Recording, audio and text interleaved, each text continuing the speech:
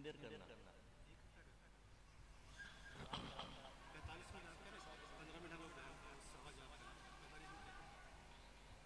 ठीक है।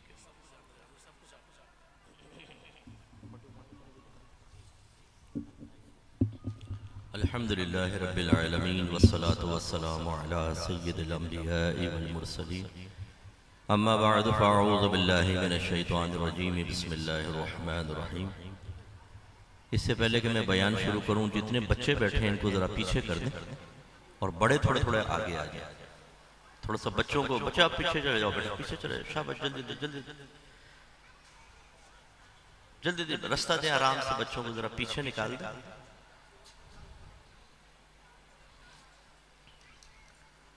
आप भी बेटा निकल जाओ, बच्चों सारे निकल जाओ, पीछे जाओ पीछे, क्योंकि सुनते नहीं है, बातें करते रहते हैं, डिस्टर्ब होता है। जाओ जाओ बेटा, जल्दी जल्दी जल्दी मेरा बच्चा, शाबाश, पीछे बैठ जाओ।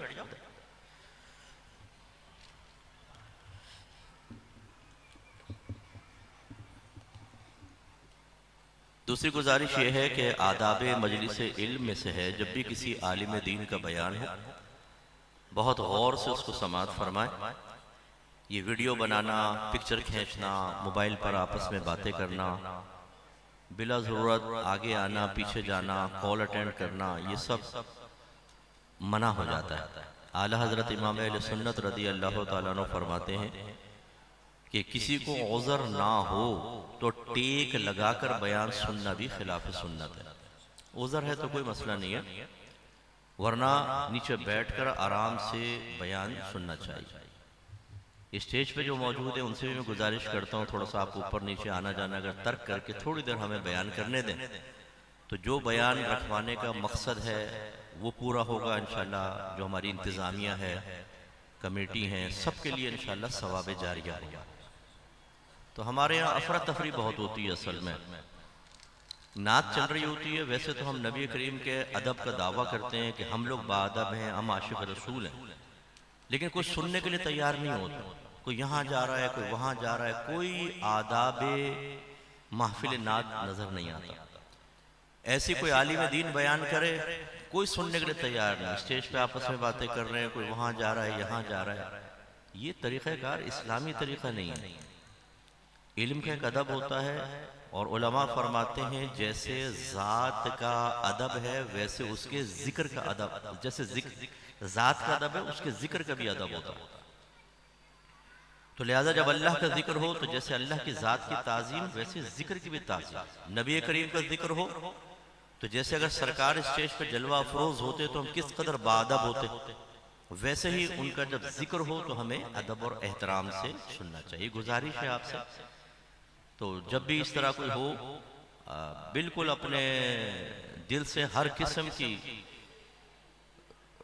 गलती को, खराबी को,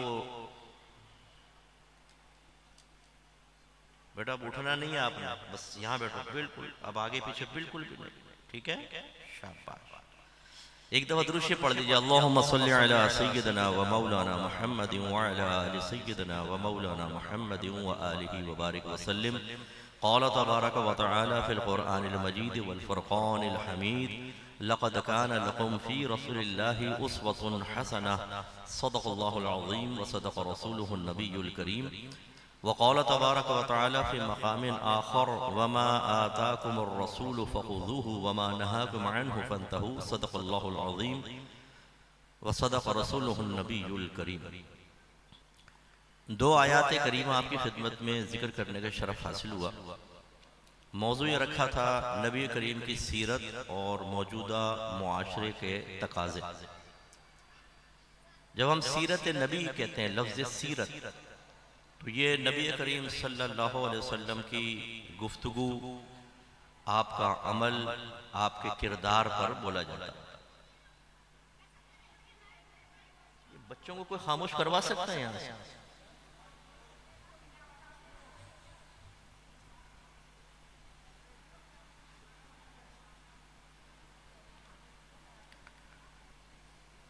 तो नबी करीम सल्लल्लाहु अलैहि वसल्लम की जब हम कहते हैं सीरत मुस्तफ़ा, तो इससे एक तो मुराद होता है आपका कौल, आपका अमल, आपका अखलाक, आपका किरदार, इस पर सीरत का इतलाक़ होता है।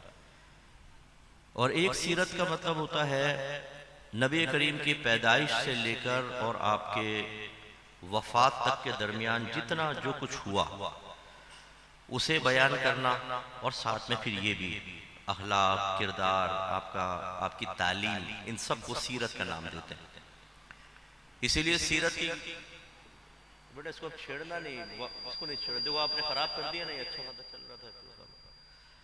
नबी करीम सल्लल्लाहु अलैहि वसल्लम की सीरत जो है ये हमारे लिए बेहतरीन अमली नमूना है, जिससे कि मैंने आयत आपकी खिदमत में जिक्र की, लक़द काना लकुम फ़ी रसूलिल्लाहि उस्वतुन हसना। ज़रूर बेशक इन नबी करीम सल्लल्लाहु अलैहि वसल्लम की ज़िंदगी में तुम्हारे लिए बेहतरीन अमली नमूना है। मुराद ये है कि आपकी पूरी ज़िंदगी का मुताला किया जाए, आपकी पैदाइश से लेकर आपके वफ़ात तक तमाम हालात को देखा जाए, आपके मामूलात क्या थे, आपकी तालीम क्या है, आपका किरदार क्या था, आपका अखलाक क्या था, उसको अच्छी तरह उसका मुताला किया जाए। और चूंकि अल्लाह ने यह बयान फरमाया कि तुम्हारे लिए नबी करीम की ज़िंदगी में बेहतरीन अमली नमूना है, मुफस्सिरीन इसकी तफसीर में बयान फरमाते हैं कि वैसे तो ये खबर लगती है कि अल्लाह ताला बता रहा है कि उनकी ज़िंदगी में तुम्हारे लिए बेहतरीन अमली नमूना है, लेकिन ज़िम्नन एक अमर भी है, यहाँ एक हुक्म है कि जब नबी करीम सल्लल्लाहु अलैहि वसल्लम की ज़िंदगी ज़बरदस्त बाकमाल थी और उसमें तुम्हारे लिए बेहतरीन अमली नमूना है तो तुम उसको इख्तियार भी करो, सरकार की सीरत का मुताला करो, उसकी रोशनी में अपना एहतिसाब करो और देखो कि एक नबी की गुलामी का दावा करने वाला, नातिया महफिल में गले फाड़ फाड़ के नारे लगाने वाला कि गुलामी रसूल में मौत भी कबूल है, जो होना इश्क मुस्तफ़ा जिंदगी फजूल है, क्या वो अपने नबी की सीरत अपनाने के लिए भी तैयार है या नहीं, या उसे अपने नबी की सीरत से कोफ्त होना शुरू हो गई, वो उससे बेजार हो गया है, वो नबी करीम की सीरत को अपनाने के लिए तैयार नहीं है, वो नबी करीम सल्लल्लाहु अलैहि वसल्लम की सीरत से रोकने वाला है, वो सरकार की सीरत को अपनाने के सिलसिले में एक आहनी दीवार बन चुका है। ये अपना एहतिसाब करना इंतहाई जरूरी है। दूसरी जो मैंने आयत पढ़ी उसमें अल्लाह ताला फरमाता है कि वमा आताकुमुर रसूल फखुज़ूहु वमा नहाकुम अन्हु फंतहू, ये रसूल जो तुम्हें हुक्म दें उसको इख्तियार करो, यानी उसको पूरा करो, और जिस चीज से मना करें उससे बाज आ जाओ, रुक जाओ। गोया कि दो चीजें आ गई, एक नबी करीम का हुक्म, जब हुक्म आ गया ये करो तो करना है, ये ना करो तो नहीं करना, और एक आपकी जिंदगी का मुताला करें, जो कुछ सरकार ने इख्तियार किया, चाहे उसका हुक्म दिया हो कि ना दिया हो, हम उसको अपना लें तो इंसान इंतहाई कामिलो अकमल हो जाएगा। क्योंकि उलमाए किराम ने इरशाद फरमाया कि अल्लाह ताला ने अपने हबीब करीम सल्लल्लाहु अलैहि वसल्लम को जो कुछ अता फरमाया वो सबसे बाकमाल अता फरमाया, क्योंकि अल्लाह बाकमाल, उसका कमाल का कोई मुकाबिल नहीं, और उसने अपने हबीब को तमाम नबियों से ज्यादा कमालात अता फरमाए, तो उसने जो कुछ अपने हबीब को दिया वो सबसे बाकमाल दिया, और जो इस बाकमाल को इख्तियार करेगा अल्लाह तबारक व तआला उसे भी कमाल वाला बना देगा। लेकिन बड़ी मादरत के साथ मेरे जुमले, मेरा बयान थोड़ा सा तल्ख जरूर होता है, लेकिन खुदा ना खास्ता ये नहीं होता कि मैं कोई अपने आप को बहुत बड़ा समझ रहा हूँ, आपको हकीर समझ रहा हूँ, बल्कि हम उलमा को सबसे पहले अपने बारे में फिक्र करनी चाहिए कि सबसे ज्यादा एहतिसाब मैदान माशर में हमारा होगा। जो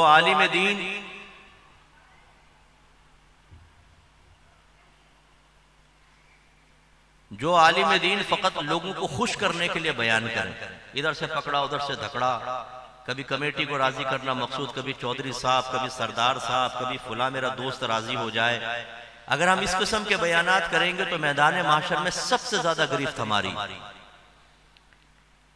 बुखारी शरीफ में नबी करीम सल्लल्लाहु अलैहि वसल्लम की हदीस मौजूद है, अल उलमाउ वरसतुल अंबिया, उलमा नबियों के वारिस हैं।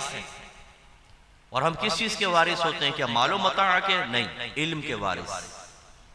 अंबिया से इल्म आता है उलमा के पास और उलमा अवाम तक पहुंचाते हैं, इसीलिए आपको मुकल्लफ बनाया गया। अल्लाह ने कुरान में फरमाया फसअलू अहल ज़िक्र इन कुंतुम ला तअलमून, अगर तुम नहीं जानते तो अहले इल्म से पूछो। दूसरे मकाम पे फरमाया या अय्युहल्लज़ीना आमनू अतीउल्लाह व अतीउर रसूल व उलिल अम्रि मिनकुम, ऐ ईमान वालो अल्लाह का हुक्म मानो, उसके रसूल का हुक्म मानो और उन लोगों का कहना मानो जो तुम में हुक्म वाले हैं। और सही कौल के मुताबिक उलिल अम्री मिनकुम से मुराद उलमा मुफ्तियान किराम हैं, जो लोगों को अहकाम सिखाते हैं, उनकी तरबियत करते हैं, उनकी इस्लाह करते हैं। तो अगर हम सिर्फ आपको खुश करने के लिए बयान करें, इस खौफ की वजह से हक बयान ना करें कि जी फुला नाराज हो जाएगा, फुला नाराज हो जाएगा, फुला नाराज हो जाएगा, तो ये हमने एक अमानत में खयानत की। इसलिए हो सकता है मेरी कोई बात आपको सख्त महसूस हो तो नागवार गुजरे तो मुझे पहले एडवांस माफ कर दीजिएगा। हाँ, अगर मैं खिलाफ शरअ बात कहूं तो मेरी गिरफ्त कीजिएगा, लेकिन अगर मैं शरीयत के मुताबिक बात कहूं तो यूं नारे मत लगाइएगा कि मत कर नसीहत ना से हा, दिल मेरा घबराए है उसको दुश्मन जानू हूं जो मुझको समझाए। क्योंकि जैसे कि मैंने आपको अर्ज किया कि हम अब हैं बातों के गाजी, टनाटन सुन्नी तो हम कहलाते हैं, अपने आप को गुलाम रसूल भी कहते हैं, अपने आप को आशिक रसूल भी कहते हैं, लेकिन खुद अपने नबी की सुन्नत, उनकी सीरत, उनके हुक्म पर चलने के लिए तैयार नहीं। और उसका नतीजा निकलता है कि ना तो सीरत मुस्तफ़ा हमारे सामने है, ना उनके अहकाम हमारे पेश नजर होते हैं। आप में से कितने ऐसे हैं जिन्होंने अपने घर में सीरत मुस्तफ़ा की कोई किताब रखी हुई है और उसको पढ़ाओ जिंदगी में एक बार कि सरकार पैदा हुए तो क्या हुआ था, फिर बचपन कैसे गुजरा, फिर लड़कपन, फिर नौजवानी, फिर जवानी, फिर ऐलान नबूवत, फिर 13 साल मक्की जिंदगी, फिर 10 साल मदनी जिंदगी, पहला साल, दूसरा, तीसरा, चौथा, पांचवा, छठा, सातवां, आठवां, नवां, 10वां, फिर आप कैसे फौत हुए, जनाजा किसने पढ़ाया था। इसी तरह आपकी अज़वाज जो हमारी माएँ कहलाती हैं, उम्मुहातुल मोमिनीन है कि नहीं। अल्लाह ताला उम्मुहातुकुम फरमा रहा है कि नबी करीम की अज़वाज क्या है, तुम्हारी माएँ हैं। आपने सुभान अल्लाह कहा, बहुत अच्छा किया, लेकिन हम ऐसे बेटे हैं कि अपनी माओ तक का नाम मालूम नहीं है। अभी अगर मैं खड़ा करके पूछ लूं ना कि बताओ तुम्हारी माँ का नाम क्या है, बताओ जरा नबी करीम के अज़वाज के नाम, तो इतने बदबख्त इंसान हैं हम लोग, इतने बेहया इंसान हैं कि अगर एक नौजवान से आप पूछें कि बता तेरे माँ बाप का नाम क्या है, वो क्या मुझे ना अपनी माँ का नाम पता ना बाप का, तो हम कहेंगे तू अपने माँ बाप का भी है कि नहीं है, कहेंगे कि नहीं कहेंगे। लेकिन नबी करीम की अज़वाज जो हमारी माएँ हैं, मुसलमान होने के बावजूद हमें नहीं पता हमारी माओ के क्या नाम है। जर्रा बराबर हमें शर्म नहीं आती। इंडिया की फिल्म एक्ट्रेसेस के नाम पता है, एक्टर के नाम पता है, कौन सी मूवी क्या चल रही है, आइटम सॉन्ग किसके अंदर है, हॉलीवुड की मूवी क्या है, बॉलीवुड की मूवी क्या है, WWE के रेसलर कौन है, UFC की कौन सी फाइट हो रही है। आज का मुसलमान एक एक बात जानता है। ऐसे बैठे होंगे जिनको गली की एक एक लड़की के बारे में पता है कि फुला की भाभी का नाम क्या है, फुला की लड़की का नाम क्या है, फुला की बेटी का नाम क्या है, कौन गोरे रंग की है, कौन काले रंग की है, कोई कितने बजे अपने घर से निकलती है और कॉलेज यूनिवर्सिटी में जाती है, लेकिन नहीं पता तो अपने मजहब के बारे में नहीं पता। अगर एक क्रिश्चियन आपसे कह दे कि तुम मुसलमान हो, नबी का बड़ा नाम लेते हो, तुम अहले सुन्नत से ताल्लुक रखते हो और तुम ये दावा करते हो कि सबसे बड़े आशिक रसूल हम हैं और कोई मकतब फिक्र इतना बड़ा आशिक रसूल नहीं है, तो चलो फिर आपसे ही पूछते हैं, जरा अपने नबी के बचपन के वाकयात तो बताओ यार, उनका किरदार बताओ, उनकी सीरत बयान करो, कैसे सरकार ने गज़वात किए, उनके बेटों के नाम बताओ, उनकी बेटियों के नाम बताओ, उनके अज़वाज के नाम बताओ, सरकार के सहाबा के बारे में बताओ, इस्लाम के बारे में बताओ, सरकार के अहकाम के बारे में बताओ, उन्होंने क्या सोचने की इजाजत दी, किससे मना किया, क्या बोलने की इजाजत दी, किससे मना किया, किससे दोस्ती कर सकते हैं, किससे हराम, किससे रिश्तेदारी निभाना वाजिब और किससे रिश्तेदारी निभाना हराम, कैसे पैसा कमा सकते हैं, कैसा खर्च कर सकते हैं, बताओ जरा अपने नबी के अहकाम। मालूम है हमें सबसे ज्यादा अजनबी हम अल्लाह ताला, उसके रसूल, कुरान पाक और इस्लाम से।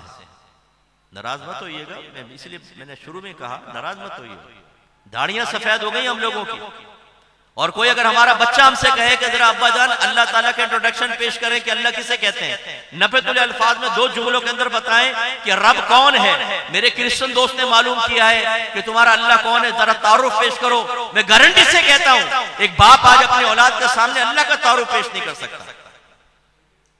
ज़्यादा कहेगा भाई बेटा अल्लाह एक है, वो खालिक है, मालिक है, उसने हमें पैदा किया। ये इंट्रोडक्शन कोई होता है? ये अल्लाह की तारीफ कोई है? इससे मारिफत इलाही इजमाली तौर पर भी हासिल नहीं होगी। ये बिल्कुल ऐसा है जैसे मैं कहूं मेरा एक दोस्त है और बहुत अच्छा दोस्त है, तो आपने कहा उस्ताद जरा उसके बारे में बताएं ताकि हमें पहचान हासिल, उसको तारुफ करवाएं। मैंने कहा 6 फुट का है। 6 फुट का ये तो बहुत सारे होते हैं। और कोई तारुफ करें, बड़ी बड़ी आंखें, सांवला रंग है, कराची में रहता है, इससे कोई मारिफत हासिल हुई? ये इजमाली सिफात के जिक्र से कभी भी जात की मारिफत हासिल नहीं होती। और हम मुसलमान अपने अल्लाह का तारुफ नहीं पेश कर सकते। नबी करीम के बारे में तो अजनबियत अभी मैंने आपको बताई कि अपनी वालदाओं के नाम नहीं पता, नबी करीम के अज़वाज के बारे में नहीं मालूम, उनकी औलाद करीम के बारे में नहीं मालूम, बेटियां कितनी थी, बेटे कितने थे, उनका क्या क्या नाम था। सरकार की सीरत तय्यबा हमें नहीं पता कि किस तरीके से सरकार ने वक्त गुजारा। ऐसे कुरान पाक के बारे में शायद ही आप में से कोई ऐसा बैठा हो जिसने पूरा कुरान एक मर्तबा तर्जमा और तफसीर के साथ पढ़ा हो। बचपन से लेकर अभी तक खाली अरबी इबारत पढ़ पढ़ के बस सवाब की नीयत से कि सवाब मिल जाए, सवाब मिल जाए, सवाब मिल जाए, जिसको मैं गलत नहीं कहता हूं, ठीक है कुरान पढ़ेंगे सवाब मिलेगा, लेकिन क्या कुरान पाक के नुज़ूल के मकासिद में से कहीं ये लिखा है कि तुम सवाब के लिए कुरान पढ़ लो और तुम हक अदा कर दोगे? वो तो अल्लाह ने शुरू में फरमाया ज़ालिकल किताबु ला रैब फीहि हुदल लिल मुत्तकीन, ये वो ज़ीशान किताब है। बेटा ये बाद में हो सकता है, अगर मेरा बयान आप करने दो तो मेरे ख्याल में जरूरत तो नहीं थी बीच में आने की, थोड़ा सा कंटिन्यूस चलने दो तो बड़ी मेहरबानी होगी। कर लेंगे सब, तो मैं रुक जाता हूँ, कोई मसला नहीं, इतना तो एटिकेट्स होना चाहिए। दृश्य पढ़ दीजिए।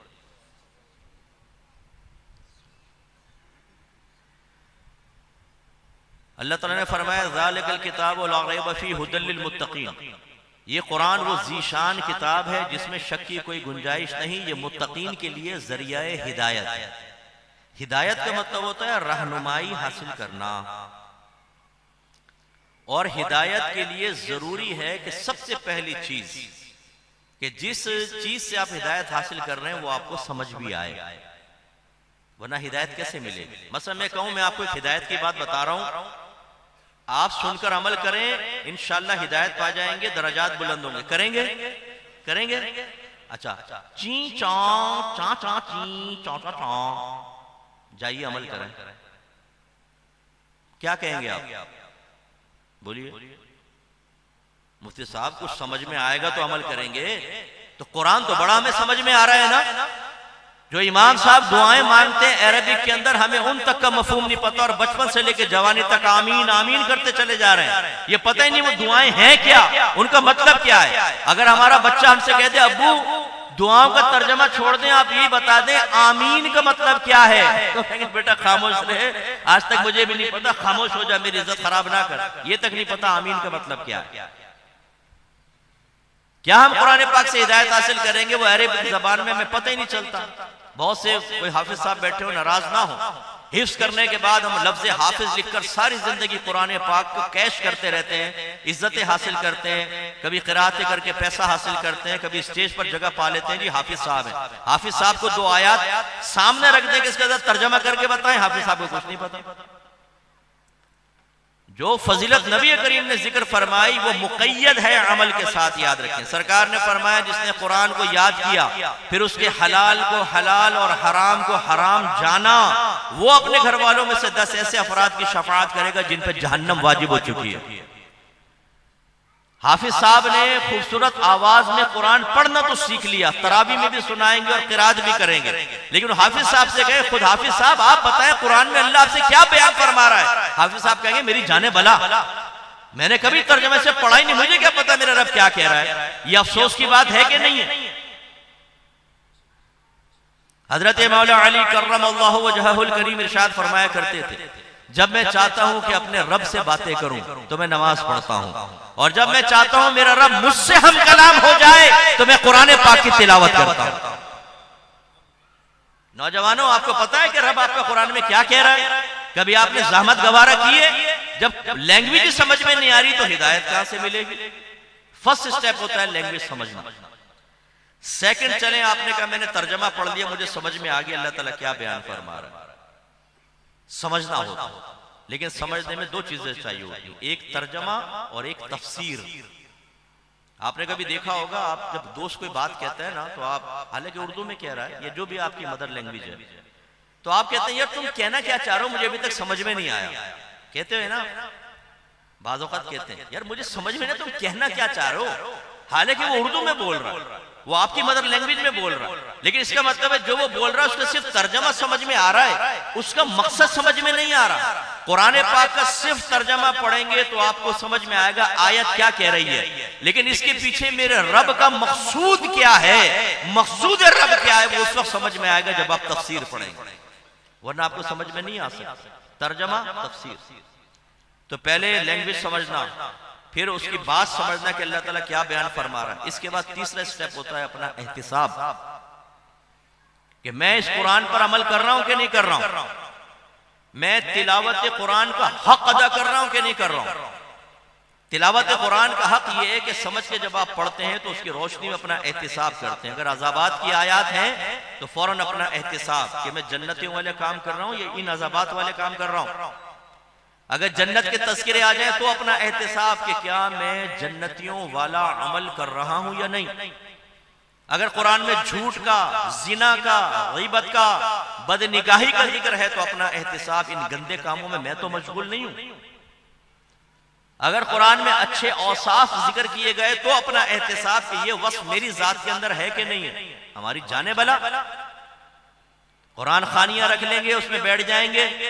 बहुत सारे तो आप में ऐसे भी बैठे होंगे जिन्हें कुरान पढ़ना ही नहीं आता, फिर भी पहुंच जाते हैं वहां पर ना, और खाली उंगली फेरते रहते हैं और होंठ हिलाएंगे ताकि लोग समझे कि पढ़ रहा है भाई।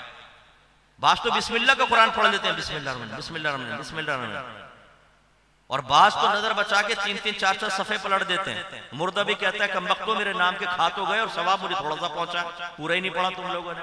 पढ़ेगा कैसे आदमी?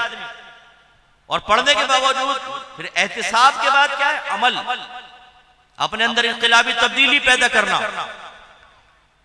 नबी करीम के बारे में अल्लाह ताला फरमाता है यतलु अलैहिम आयातिही व युज़क्कीहिम व युअल्लिमुहुमुल किताब वल हिकमा। ये नबी इनके सामने कुरान पाक की तिलावत फरमाते हैं, इसकी रोशनी में इनके ज़ाहिर व बातिन को पाकीज़ा करते हैं और इन्हें किताब और हिकमत सिखाते हैं। सरकार ने कुरान बयान किया तो उस पर प्रैक्टिकल किया। हमारी वालिदा सैयदा आयशा सिद्दीक़ा रज़ियल्लाहु तआला अन्हा से किसी ने पूछा कि नबी करीम के अखलाक कैसे थे? फरमाया आपने कुरान नहीं पढ़ा? यानी कुरान पढ़ो, उसमें जो अखलाक हसना बयान किए गए हैं वो थ्योरी है, अगर उसका प्रैक्टिकल देखना है तो मेरे नबी को देख लो, चलते फिरता कुरान नजर आएगा। और आज हमारे मुसलमान की हालत ये, हम चलते फिरते आशिक़ रसूल नजर आते, कुरान वाले नजर आते, हदीस वाले नजर आते, नहीं, चरसी, मवाली, जानी, गैर कौमों के पीछे भागने वाले, झूठे, फराडिए, अपने माँ बाप की आंखों में आंखें डाल के बदतमीजियां करने वाले, लड़कियों के लिए अपनी माँ को बुरा भला कहने वाले, अपनी बीवियों को पीछे रखकर अपनी माँ के सीने पर चढ़कर एहसान फरामोशी करने वाले, चरसी मवाली दोस्त बनाने वाले, हर घंटा काम करने वाला मुसलमान नजर आएगा, क्योंकि हमने कुरान छोड़ दिया। कौन अमल करे कुरान पर? और वैसे चूमेंगे, आंखों से लगाएंगे, सर पर रखेंगे, जुज़दान में लपेट के रखेंगे। अगर आप समझें कि कुरान पाक पे अमल करूं ना करूं मेरा यह अदब काम आ जाएगा, खुशफहमी है आपके साथ। अभी आपकी जुबान से कहलवाता हूं। इमाम गजाली लिखते हैं एक बादशाह ने अपने एक गुलाम को एक खत भेजा और उसमें 10-12 हुक्म थे कि फौरन इन पर अमल करो वरना तुम्हें सजा मिलेगी। जब वो खत गुलाम के पास आया तो उसने पढ़ा नहीं, पढ़ता नहीं, बस कहा अरे बादशाह का खत, कितना खुशबूदार है। चूमा, आंखों से लगाया, सर पे रखा, उस पर और इतर छिड़की, फिर उसको कपड़े में लपेटा रेशम के और ऊपर रख दी। रोजाना उतारता है, चूमता है, आंखों से लगाता है, सर पे रखता है, फिर रख देता है। हत्ता कि पूरा महीना गुजरा तो बादशाह ने उसको दरबार में बुला लिया। आओ भाई। बादशाह ने पूछा हाँ भाई हमारे अहकाम पर अमल किया? जी नहीं। क्यों?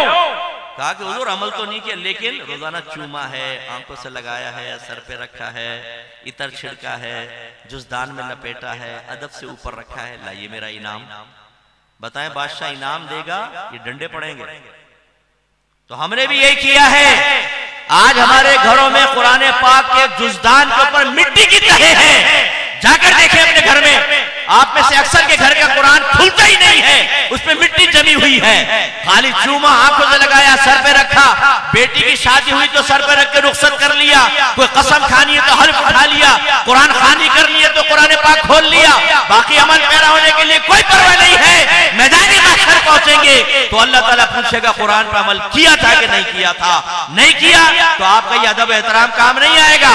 असल मुतालबा अमल करने का है, ना कि उसका सिर्फ अदब एहतराम करने का।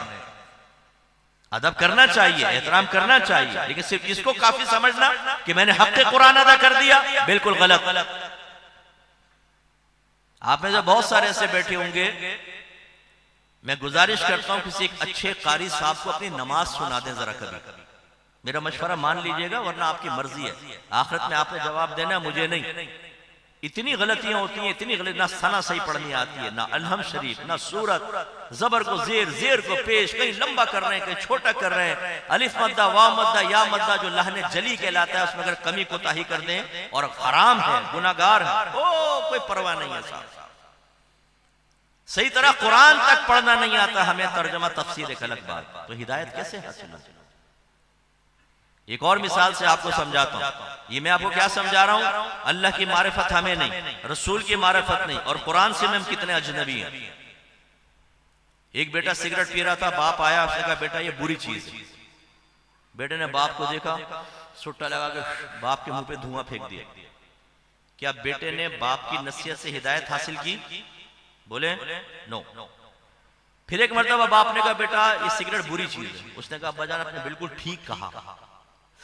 फिर सुट्टा लगा, एक धुआं बाप पे छोड़ दिया, हिदायत मिली। तीसरी मर्तबा फिर बाप ने एक दफा कहा बेटा ये बुरी चीज, उसने कहा अब्बाजान आपने ठीक कहा, तोड़ के फेंक दी। जैसे वालिद गया, नई सिगरेट सुलगा ली, हिदायत मिली नहीं। फिर एक दफा बाप ने समझाया, उसके दिल पे असर कर गया, उसने सिगरेट तोड़ के फेंकी और उसके बाद कभी भी नहीं पी। हिदायत मिली? यस।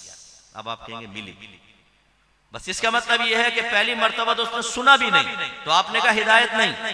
दूसरी मर्तबा सुना और उसके हक होने का इकरार किया, लेकिन अमल नहीं किया, आपने कहा हिदायत नहीं मिली। तीसरी मर्तबा अमल भी किया, लेकिन आर्जी तौर पे किया, दायमी तौर पे नहीं किया, आपने कहा अभी भी हिदायत नहीं मिली। जब उसने अमल किया और दायमी तौर पे इख्तियार किया, तो आपने कहा उसको हिदायत मिली। क्या इस तरह की हिदायत हमने कभी कुरान से हासिल की है? हम तो कुरान सुनते ही नहीं। मेरा दर्द यही है, मैं ना नात खानी के खिलाफ हूं, ना नात खानों के खिलाफ। अल्हम्दुलिल्लाह अहले सुन्नत से ताल्लुक है मेरा, बचपन से ही नात शरीफ सुनते आए हैं, प्यार बढ़ता है, मोहब्बत बढ़ती है, इसका इनकार नहीं। लेकिन मैं अवामी रवैये की बात करता हूं। आज अगर एक मशहूर नात खान आ जाए, बड़ा नात खान, 2-3 आ जाए, मस्जिद भरी होगी, तिल धरने को जगह नहीं होगी। लेकिन अगर उसके बरस एक दरसे कुरान, एक दरसे हदीस रख ले, आपकी आवाम बिल्कुल आधी से आधी हो जाएगी, बैठेंगे नहीं। ये हमारी हालत है कि जो कुरान और हदीस जो रीढ़ की हड्डी रखती है हिदायत के लिए, हमने उसको छोड़ दिया और मुस्तहब्बात की तरफ आ गए, और उसमें भी मुखलिस नहीं। इसलिए कभी मैं दिल जला के कहता हूं, अगर हमारी नात खानियों से 4 चीजें निकाल दें, इसके बाद पब्लिक को बुलाकर दिखा दें। नंबर 1, कोई बड़ा नात खान नहीं आएगा, लोकल नात खान आएंगे, मेरे जैसे कोई बेचारे आ गए, चलो। नंबर 2, इको साउंड नहीं होगा उसमें। नंबर 3, उसमें लंगर नहीं होगा। और नंबर 4, उसमें उम्रे के टिकट नहीं होंगे। अब जमा करके बता दें जरा पब्लिक को, इन आशिकान रसूल को जमा करके बताएं जो बड़े नाम के नारे लगाते हैं, गुलाम रसूल में मौत भी कबूल है।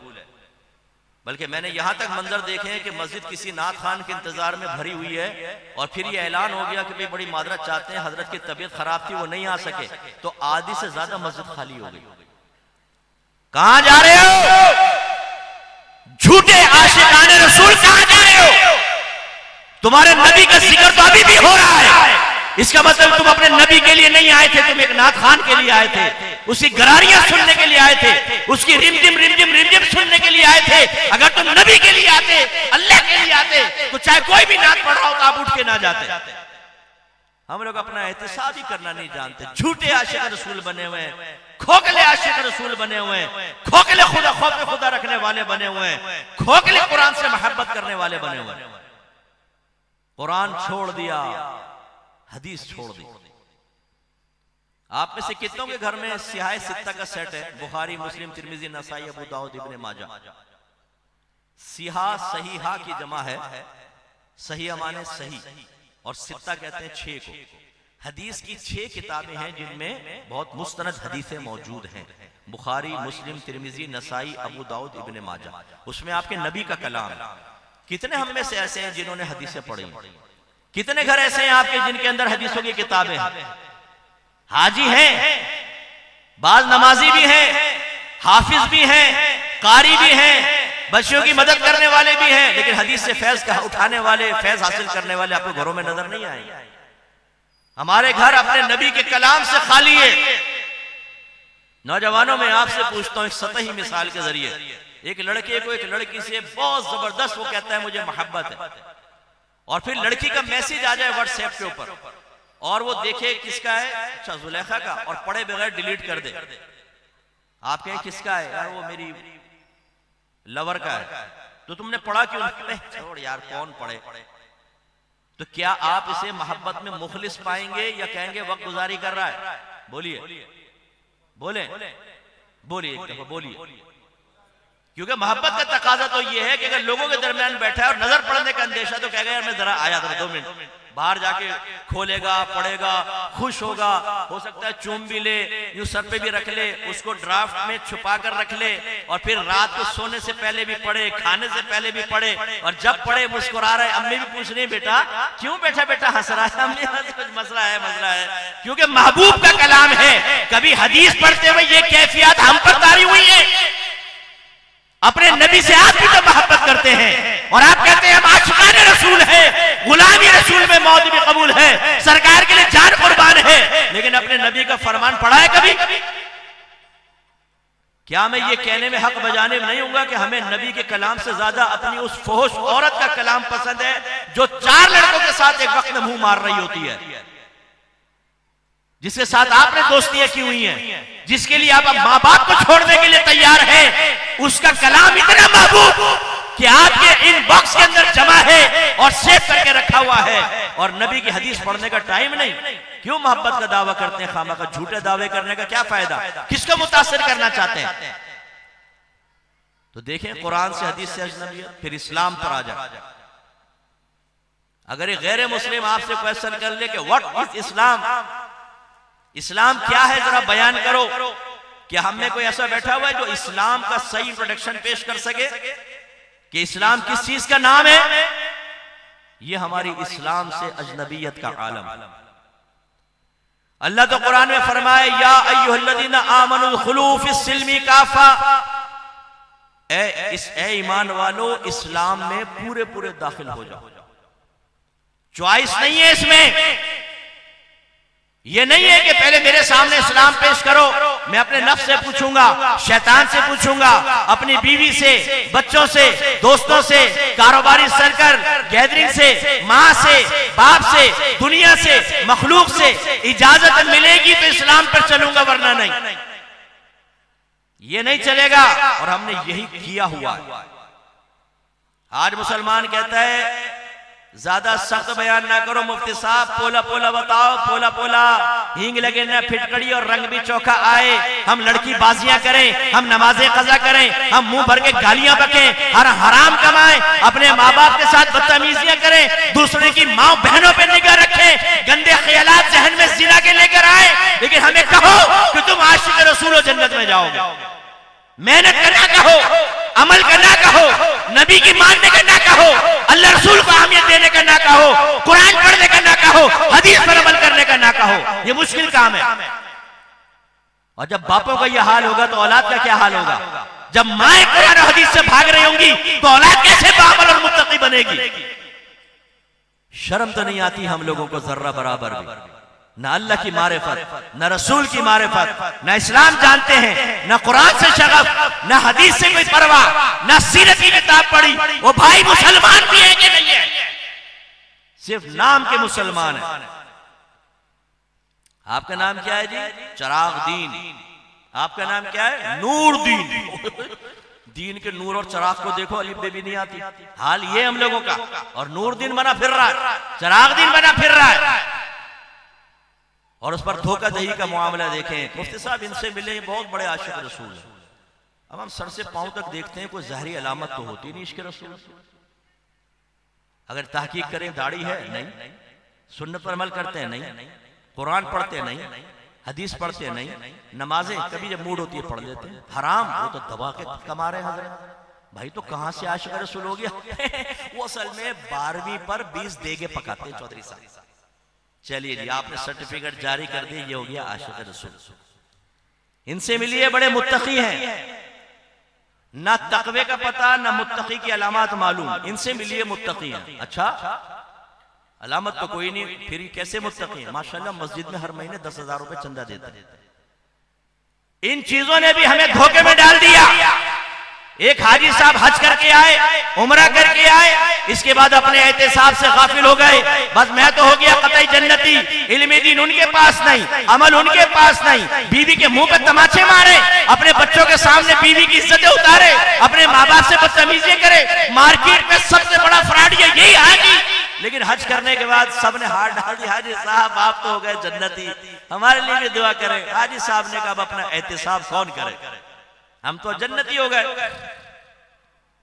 नाथ खान ने अपना एहतिसाब छोड़ दिया, मैं नाथ खान हो गया, जहां जाता हूं हाथ छूटते हैं, उसके बाद एहतिसाब क्यों करूं? ये लोग धोखे में डाल देते हैं। तो देखिए हम लोग किस कदर गफलत में जा रहे हैं। मैंने शुरू में आपको चंद जुमले कहे थे। पहली बात यह कि हम सीरत से नावाकिफ, बिल्कुल ना कुरान पता, ना हदीस पता, ना सीरत की किताब पढ़ी, ना नबी करीम की सीरत का मुताला किया, ना उसकी रोशनी में एहतिसाब, ना अपने अंदर कुछ चेंज। दूसरा, एक इससे आगे स्टेप है कि अपने नबी की सीरत से बेजार मुसलमान। उसको बोलो कि नबी करीम की सीरत का हिस्सा है सच बोलना, अमानत में खयानत ना करना, वादा खिलाफी ना करना, अपने अहद को पूरा करना। सरकार ने कभी ना फोश जबान से निकाला, ना कोई गंदी चीज देखी। हत्ता कि जितनी उम्मत की औरतें हैं ये मेरे आका की रूहानी बेटियां हैं, क्योंकि सरकार की अज़वाज हमारी माएं, तो सरकार क्या हुए? हमारे रूहानी वालिद। लेकिन सरकार ने कभी भी खवातीन को हाथ पकड़कर बैत नहीं करवाई, पर्दे में करवाया। तो ये सरकार की सीरत का मुताला करें, फिर देख लें मुसलमान क्या कर रहा है। बेजार मुसलमान, वो नबी करीम की सीरत अपनाने के लिए तैयार नहीं। हम झूठ बोलेंगे, सच बोलने का ना कहो। किसी का पैसा दबाने का मौका मिल जाए तो अमानतें भी खा जाएंगे। बहुत से यहाँ बहनों की विरासतें दबाकर बैठे हुए हैं, किसी के बंगले पे कब्जा, किसी के प्लॉट पे कब्जा, किसी की दुकान पे कब्जा करके बैठे हुए हैं। झूठ बोल के अपना सौदा बेचते हैं हम लोग। गालियां हमारी जबान पर हैं, दूसरों की माओ बहनें हमारी निगाहों से, हमारे गंदे जहन से कभी भी नहीं निकलती।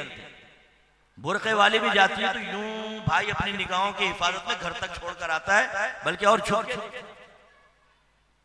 अंदर घुसना है, घुसा दूं अंदर, और घुस जाओ अंदर चले जाओ, घर के अंदर चले जाओ। शर्म तो नहीं आती होगी दूसरों की बीवियों को ताड़ते हुए, किसी की बहन पे निगाह जमाते हुए। ये नबी करीम की सीरत थी। कोई एक अमल और किरदार हमारा ऐसा नहीं होता कि जिसे बतौर मिसाल पेश करके हम किसी काफिर को मुतासिर कर सके। इतनी खराब आदत हमारे अंदर है। हर एक की बात नहीं कर रहा हूं, अपने अच्छे भी बैठे हैं, कोई ये तो नहीं कि सारे के सारे, लेकिन जिसमें है मैं जनरल बात कर रहा हूं, जनरल बात कर रहा हूं, और अपना भी एहतिसाब कर रहा हूं। साथ में मेरे आईना सामने मौजूद है। मैंने पहले ही आपको कहा कि आपको मैं कहूं और अपने आप को भूल जाऊं, मुझसे बड़ा बदबख्त कोई नहीं होगा। सबसे पहले मुझे अपने नबी की सुन्नत और सीरत को अपनाना होगा। लेकिन आज देखिए मुसलमान बेजार। आप दाढ़ी का कहकर देख ले, पहले तो सर से पांव तक देखेंगे, दाढ़ी और मैं क्यों? तू मुसलमान नहीं है भाई, नबी का नाम लेवा नहीं है। दाढ़ी के कहने से तुझे करंट क्यों लग गया? 2 फीट उछल कैसे गए तुम्हें? तुम दाढ़ी मुंडे बनकर यहूदियों की शक्ल बनाओ और तुम्हें कुछ न कहा जाए। आपके नबी ने फरमाया दाढ़ियां बढ़ाओ, मुझे छोटी करो और यहूदियों की से सूरत मत बनो। हमने उल्टा कर लिया, दाढ़ियां गायब, खग्गे ये बड़े बड़े हो और ये चौड़े होकर घूम रहे साहब, पकड़ के साथ, तकब्बुर के साथ। दाढ़ी क्यों नहीं रखते हैं? जो मेरी बीवी को पसंद नहीं। एक दाढ़ी मुंडा नाथ खान है, बड़ा मारूफ है, वो मुझे मक्के में मिला तो मैंने उसके चेहरे पे हाथ फेरा, मैंने कहा दाढ़ी रख लो। उसने कहा मुफ्ती साहब स्ट्रेट फॉरवर्ड बात करूं? मैंने कहा करें। उसने कहा दाढ़ी मेरी बीवी को पसंद नहीं। नबी को पसंद है, हमें क्या परवाह? नबी ने हुक्म दिया, हमें क्या परवाह? नबी भी कोई ऐसा है क्या मामियत है? पहले नफ्स है फिर शैतान है, मेरे बीवी बच्चे हैं, वो इजाजत देंगे तो नबी की भी मान लेंगे, वरना कौन माने नबी की? शर्म तो नहीं आती होगी? नबी के नाम लेवा होकर फिर नबी का कहना ना माने, किस कदर शर्म की बात है। और मुझे दयानतदारी से बताओ नौजवानों, अगर आपकी गवर्नमेंट ऑफ पाकिस्तान ऐलान कर दे कि जो दाढ़ी रखेगा उसे गवर्नमेंट जॉब मिलेगी, बगैर दाढ़ी वाले को अब गवर्नमेंट जॉब नहीं मिलेगी, बताए रखेंगे कि नहीं रखेंगे? और साथ साथ ऐलान हो जाए कि जो दाढ़ी रखेगा उसे हर महीने 1 लाख रुपए दाढ़ी अलाउंस मिलेगा, हर महीने 1 लाख। अब कोई बगैर दाढ़ी वाला नजर आ जाए ना, मेरे मुंह पे थूक दीजिएगा। मेरे नबी फरमाए कोई परवाह नहीं, कायदे आजम मोहम्मद अली जिन्ना का ऐलान कर दे, आज ये मुसलमान दाढ़ी रखने के लिए तैयार होगा। शर्म तो नहीं आती होगी? आईने में देखकर हमें अपने आप को शर्म करनी चाहिए। नबी का फरमान इतना मामूली हो गया हमारी निगाहों में। बोलते मुफ्ती साहब शर्म आती है दाढ़ी रखते। तमाम UFC फाइटर्स को देख लें, जितने मुसलमान हैं तकरीबन दाढ़ी वाले, पूरी दाढ़ियां, बाजों की तो पूरी दाढ़ियां। इंटरनेशनल लेवल पे फाइट कर रहे हैं वो लोग, उन्हें शर्म नहीं आती? आपके मोहल्ले में रहते हुए शर्म आती? इतनी शर्मीली बन्नो बन गए, दुपट्टे ओढ़ लो। अगर जायज होता मैं कहता चूड़ियां पहन के घर में बैठो लिपस्टिक लगाकर, फिर तो मर्द नहीं हो। मर्द टकराता है, साहबे किराम मर्द थे। एक जिन्स के एतबार से मर्द होता है, याद रखें, और एक बातिन के एतबार से मर्द होता है। बाज जिनसी एतबार से मर्द होते हैं लेकिन औरतों से ज्यादा बुज़दिल होते हैं, क्योंकि वो अपने नबी की सुन्नत के लिए जमाने से टकराते हुए डरते हैं। इनको औरत कहना ज्यादा बेहतर है। ये बातिनी लिहाज से औरत है, ज़ाहिरी लिहाज से मर्द है। साहबे किराम ज़ाहिरन भी मर्द थे और बातिनन भी मर्द थे, टकरा गए जमाने से और जमाने को बदल दिया उन्होंने। नबी करीम सल्लल्लाहु अलैहि वसल्लम ने नमाज का हुक्म दिया। देख ले, सरकार की सीरत ने कभी इबादत को तर्क नहीं किया। इबादत पर इस्तिकामत आपके किरदार और सीरत का मुस्बत पहलू है। और हम में कितने ऐसे बैठे होंगे जो 5 वक्त नमाज नहीं पढ़ते? आज फजर भी नहीं पढ़ी होगी। नमाज का कह दो मैं नापाक हूं, अच्छा रमजान से शुरू करूंगा, यार शर्म नहीं आती?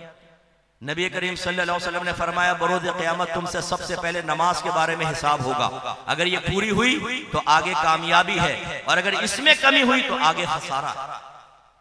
लेकिन हमारा नौजवान कैरम वो कंप्यूटर पे बैठा हुआ है, टिकटॉक पे लड़कियों के ठुमके देख रहा है, फेसबुक पर बैठ गया, यूट्यूब पर 2.5-3 घंटे जाया कर रहा है। आवारागर दोस्तों के साथ फुटपाथ पर बैठकर गंदी गलीज कहानियां, जोक और गलीज किस्म की बातें कर रहा है। लेकिन 5 मिनट अल्लाह तबारक व तआला की नेमतों के एहसान का तशक्कुर के नियत से सजदा करने के लिए तैयार नहीं। लेकिन बात वही, अगर हमारी गवर्नमेंट ऑफ पाकिस्तान ऐलान कर दे जो एक वक्त की नमाज पढ़ेगा उसे 5,000 रुपए मिलेंगे, और फजर में 10,000, 10 वो 4 के 20, रोजाना 30,000 रुपए, 5 नमाजों के 30,000। अब पूरा घर कंप्यूटर लेके कैलकुलेटर लेके बैठ जाएगा, अम्मी अब्बा मैं बहन, 30 60 1 20 1,50,000 डेली। फिर बेटा कहेगा अम्मी क्या ख्याल है? बेटे कहेगी बेटा हम अल्लाह का खाते हैं, उसका शुक्र अदा ना करें। अब तो अब्बा भी कहेगा देखो बेटा बहुत नाशुक्री हो गई, बस अब तो फजर में मैं ले आया हूं 10-20 अलार्म ताकि आंख खुल जाए। हर घर के हर दीवार के ऊपर मैंने 4-4 अलार्म लगाए, बल्कि पड़ोसियों से भी कह देंगे यार जरा उठा देना, ऐसा ना हो फजर निकल जाए, क्योंकि 10 20 30 40 हजार का नुकसान हो जाए। और अगर किसी दिन नमाज सबकी निकल गई, उठे नहीं, और रात 10 बजे दिन की आंख खुली तो माँ भी जूती लेके मारेगी, उठ के तो आज नमाज निकल गई खम्बको, हाय हाय, मैं तो पहले कह रही थी जल्दी सो जाओ, उफ इतना अफसोस। इससे पहले तो कभी नमाज फजर कज़ा होने पे आपने बिल्कुल अफसोस नहीं किया था। आपने तो पेट भर के नाश्ते किए थे, आपकी तो बतीसी खिल गई थी, आप तो खिकी करते हुए अपने काम पर गए थे। कभी फजर की कज़ा को नुकसान समझा था आपने? आज आपके 40,000 गए तो आपका मुंह मर गया और आपने कहा इतना बड़ा नुकसान। ये मुसलमानों की अमली हालत है, अंदाजा करें। सरकार अमीन, हम अमानत में खयानत करें। सरकार फोश ना कहे, हम कितने कितने नौजवान माँ बहन की गंदी गंदी गाली और अपने माँ बाप को गालियां। आप कहेंगे मुफ्ती साहब नहीं नहीं, कम से कम अल्लाह का शुक्र है मैं अपने माँ बाप को गाली नहीं देता।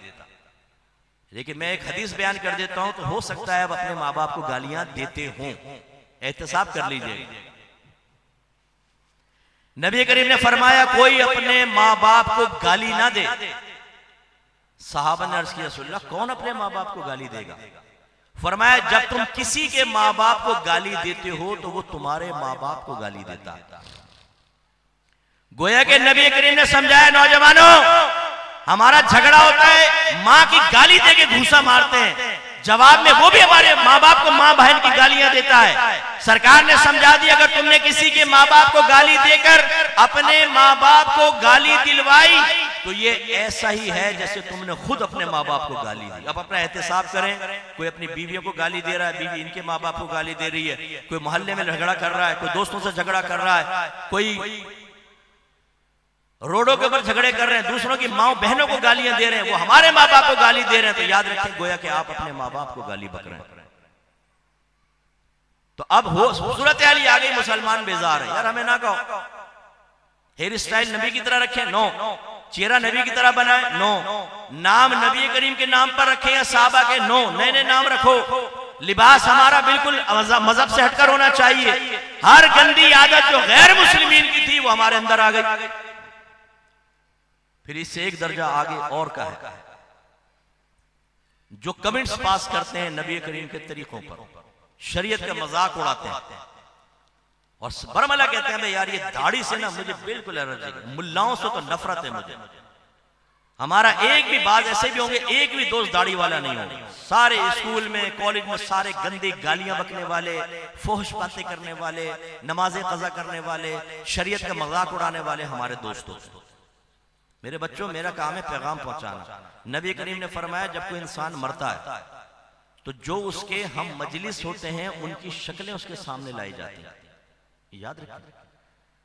मसलन एक आदमी ने चरसी मवालियों से दोस्ती की हुई है, ताश की गड्डी लेने वाले, जुआ खेलने वाले, जिना करने वाले, लवातत करने वाले, लड़कियों के साथ सेक्स चैट करने वाले, रोजाना गंदी वेबसाइट से विजिट करने वाले, दूसरों की माँ बहनों को वरगलाने वाले, दूसरों की बीवियों को शौहरों से मुतनफर करके अपनी लाइन सेट करने की कोशिश करने वाले, ऐसे हमारे अगर दोस्त हुए, मरते वक्त कलीमा याद आना चाहिए, लेकिन इनके चेहरे आएंगे चरसी, मवाली, जानी, क्या कलमा याद आएगा बताइए। और इसके बरक्स अगर हमने नेक दोस्त बनाए, इंशाल्लाह पाकीज़ा चेहरे सामने आएंगे कि उनको देखते ही जबान से कलीमा जारी हो जाएगा। अपनी मोबाइल की कांटेक्ट लिस्ट में देखें, फेसबुक में जो फ्रेंड्स की आपकी लिस्ट बनी है उसमें देखें कितने दीनदारों का नाम है, कितने उलमा का नाम है, कितने मुत्तकी लोगों का नाम है। सारे के सारे फ्रॉडी तकरीबन हमारे दोस्तियों के अंदर होते हैं। गलत किस्म के लोगों के हमारी दोस्तियां होती हैं, उनके नाम सबके महफूज। तो हम ऐसों से दोस्ती करते हैं कि जो बाद वक़्त अल्लाह का मजाक उड़ाते हैं, रसूल का, सहाबा पे तबर्रा कर रहे हैं। आजकल ऐसे लोगों को हमारे नौजवान फॉलो कर रहे हैं जो सोशल मीडिया पर एक हाथ में कुरान और एक हाथ में हदीस की किताब लेकर कहते हैं इन पुराने बुजुर्गों ने कुछ नहीं किया, उनको छोड़ दो, मेरी पैरवी करो। और हमारे नौजवान उनकी इत्तिबा में अपने बुजुर्गों को गालियां बक रहे हैं आज और उनके पीछे चलने की कोशिश कर रहे हैं। आप इतना क्यों नहीं पूछते, अगर कोई इत्तिबा करता है किसी ऐसे की, इतना क्यों नहीं पूछते कि तेरे ऊपर कुरान, हदीस और जितना भी इल्म है क्या बराह रास्त अल्लाह ने उतारा था या जिनको तू बुरा कह रहा है उन्हीं के हाथों से तेरे तक पहुंचा? ये बता। उन्हीं बुजुर्गों का फैज, उन्हीं की इल्मी खिदमत, और उसको लेने के बाद फिर ये कहें इन मुल्लाओं के पीछे ना चलो, इन्होंने कौम का बेड़ा गर्क किया, इन्होंने कौम को लड़वाया। अबे तुम क्या कर रहे हो? तुम मिला रहे हो, हर एक के दिल में नफरत डालते हो, नौजवानों को मुतनफर कर रहे हैं। कुछ अरसे बाद इनकी सोबत में रह के नौजवान उलमा को दाढ़ी वालों कहते हैं ये मुल्लाओं ने तो दीन खराब कर रखा है, ये मुल्लाओं का अल्लाह हाफिज है। ओ भाई मुल्ला के दीन पे ना चलो। अच्छा चलो ये बताओ बेटा, आपकी नजर में मुल्ला किसको कहते हैं, जरा ये बताओ जरा। अगर आप कहते हैं दाढ़ी वाले को, इल्म वाले को मुल्ला कहते हैं, तो सारे नबी दाढ़ी वाले थे, सारे नबी इल्म वाले थे, तमाम सहाबा दाढ़ी वाले, आले बैते अतार में सारे मर्द दाढ़ी वाले, आइमाए मुस्तहिदीन चारों, इमाम आजम, इमाम शाफी, इमाम मालिक, इमाम अहमद हंबल दाढ़ी वाले, सारे अल्लाह के वली दाढ़ी वाले। अरे किसको बुरा कह रहे हो? ये तुम्हें बहका रहे हैं। मुल्ला का नाम लेकर एक मनफी तस्वुर दाढ़ी वालों का आपके जहन में डालकर आपको आपके अकाबरीन से दूर किया जा रहा है। हालांकि मेरे बच्चों याद रखो, उसलूब कुरान देखो, अपने एतिकाद और ईमान को मजबूत रखो, उलमाए अहले सुन्नत के साथ वाबस्ता रहो वरना तबाह होगे।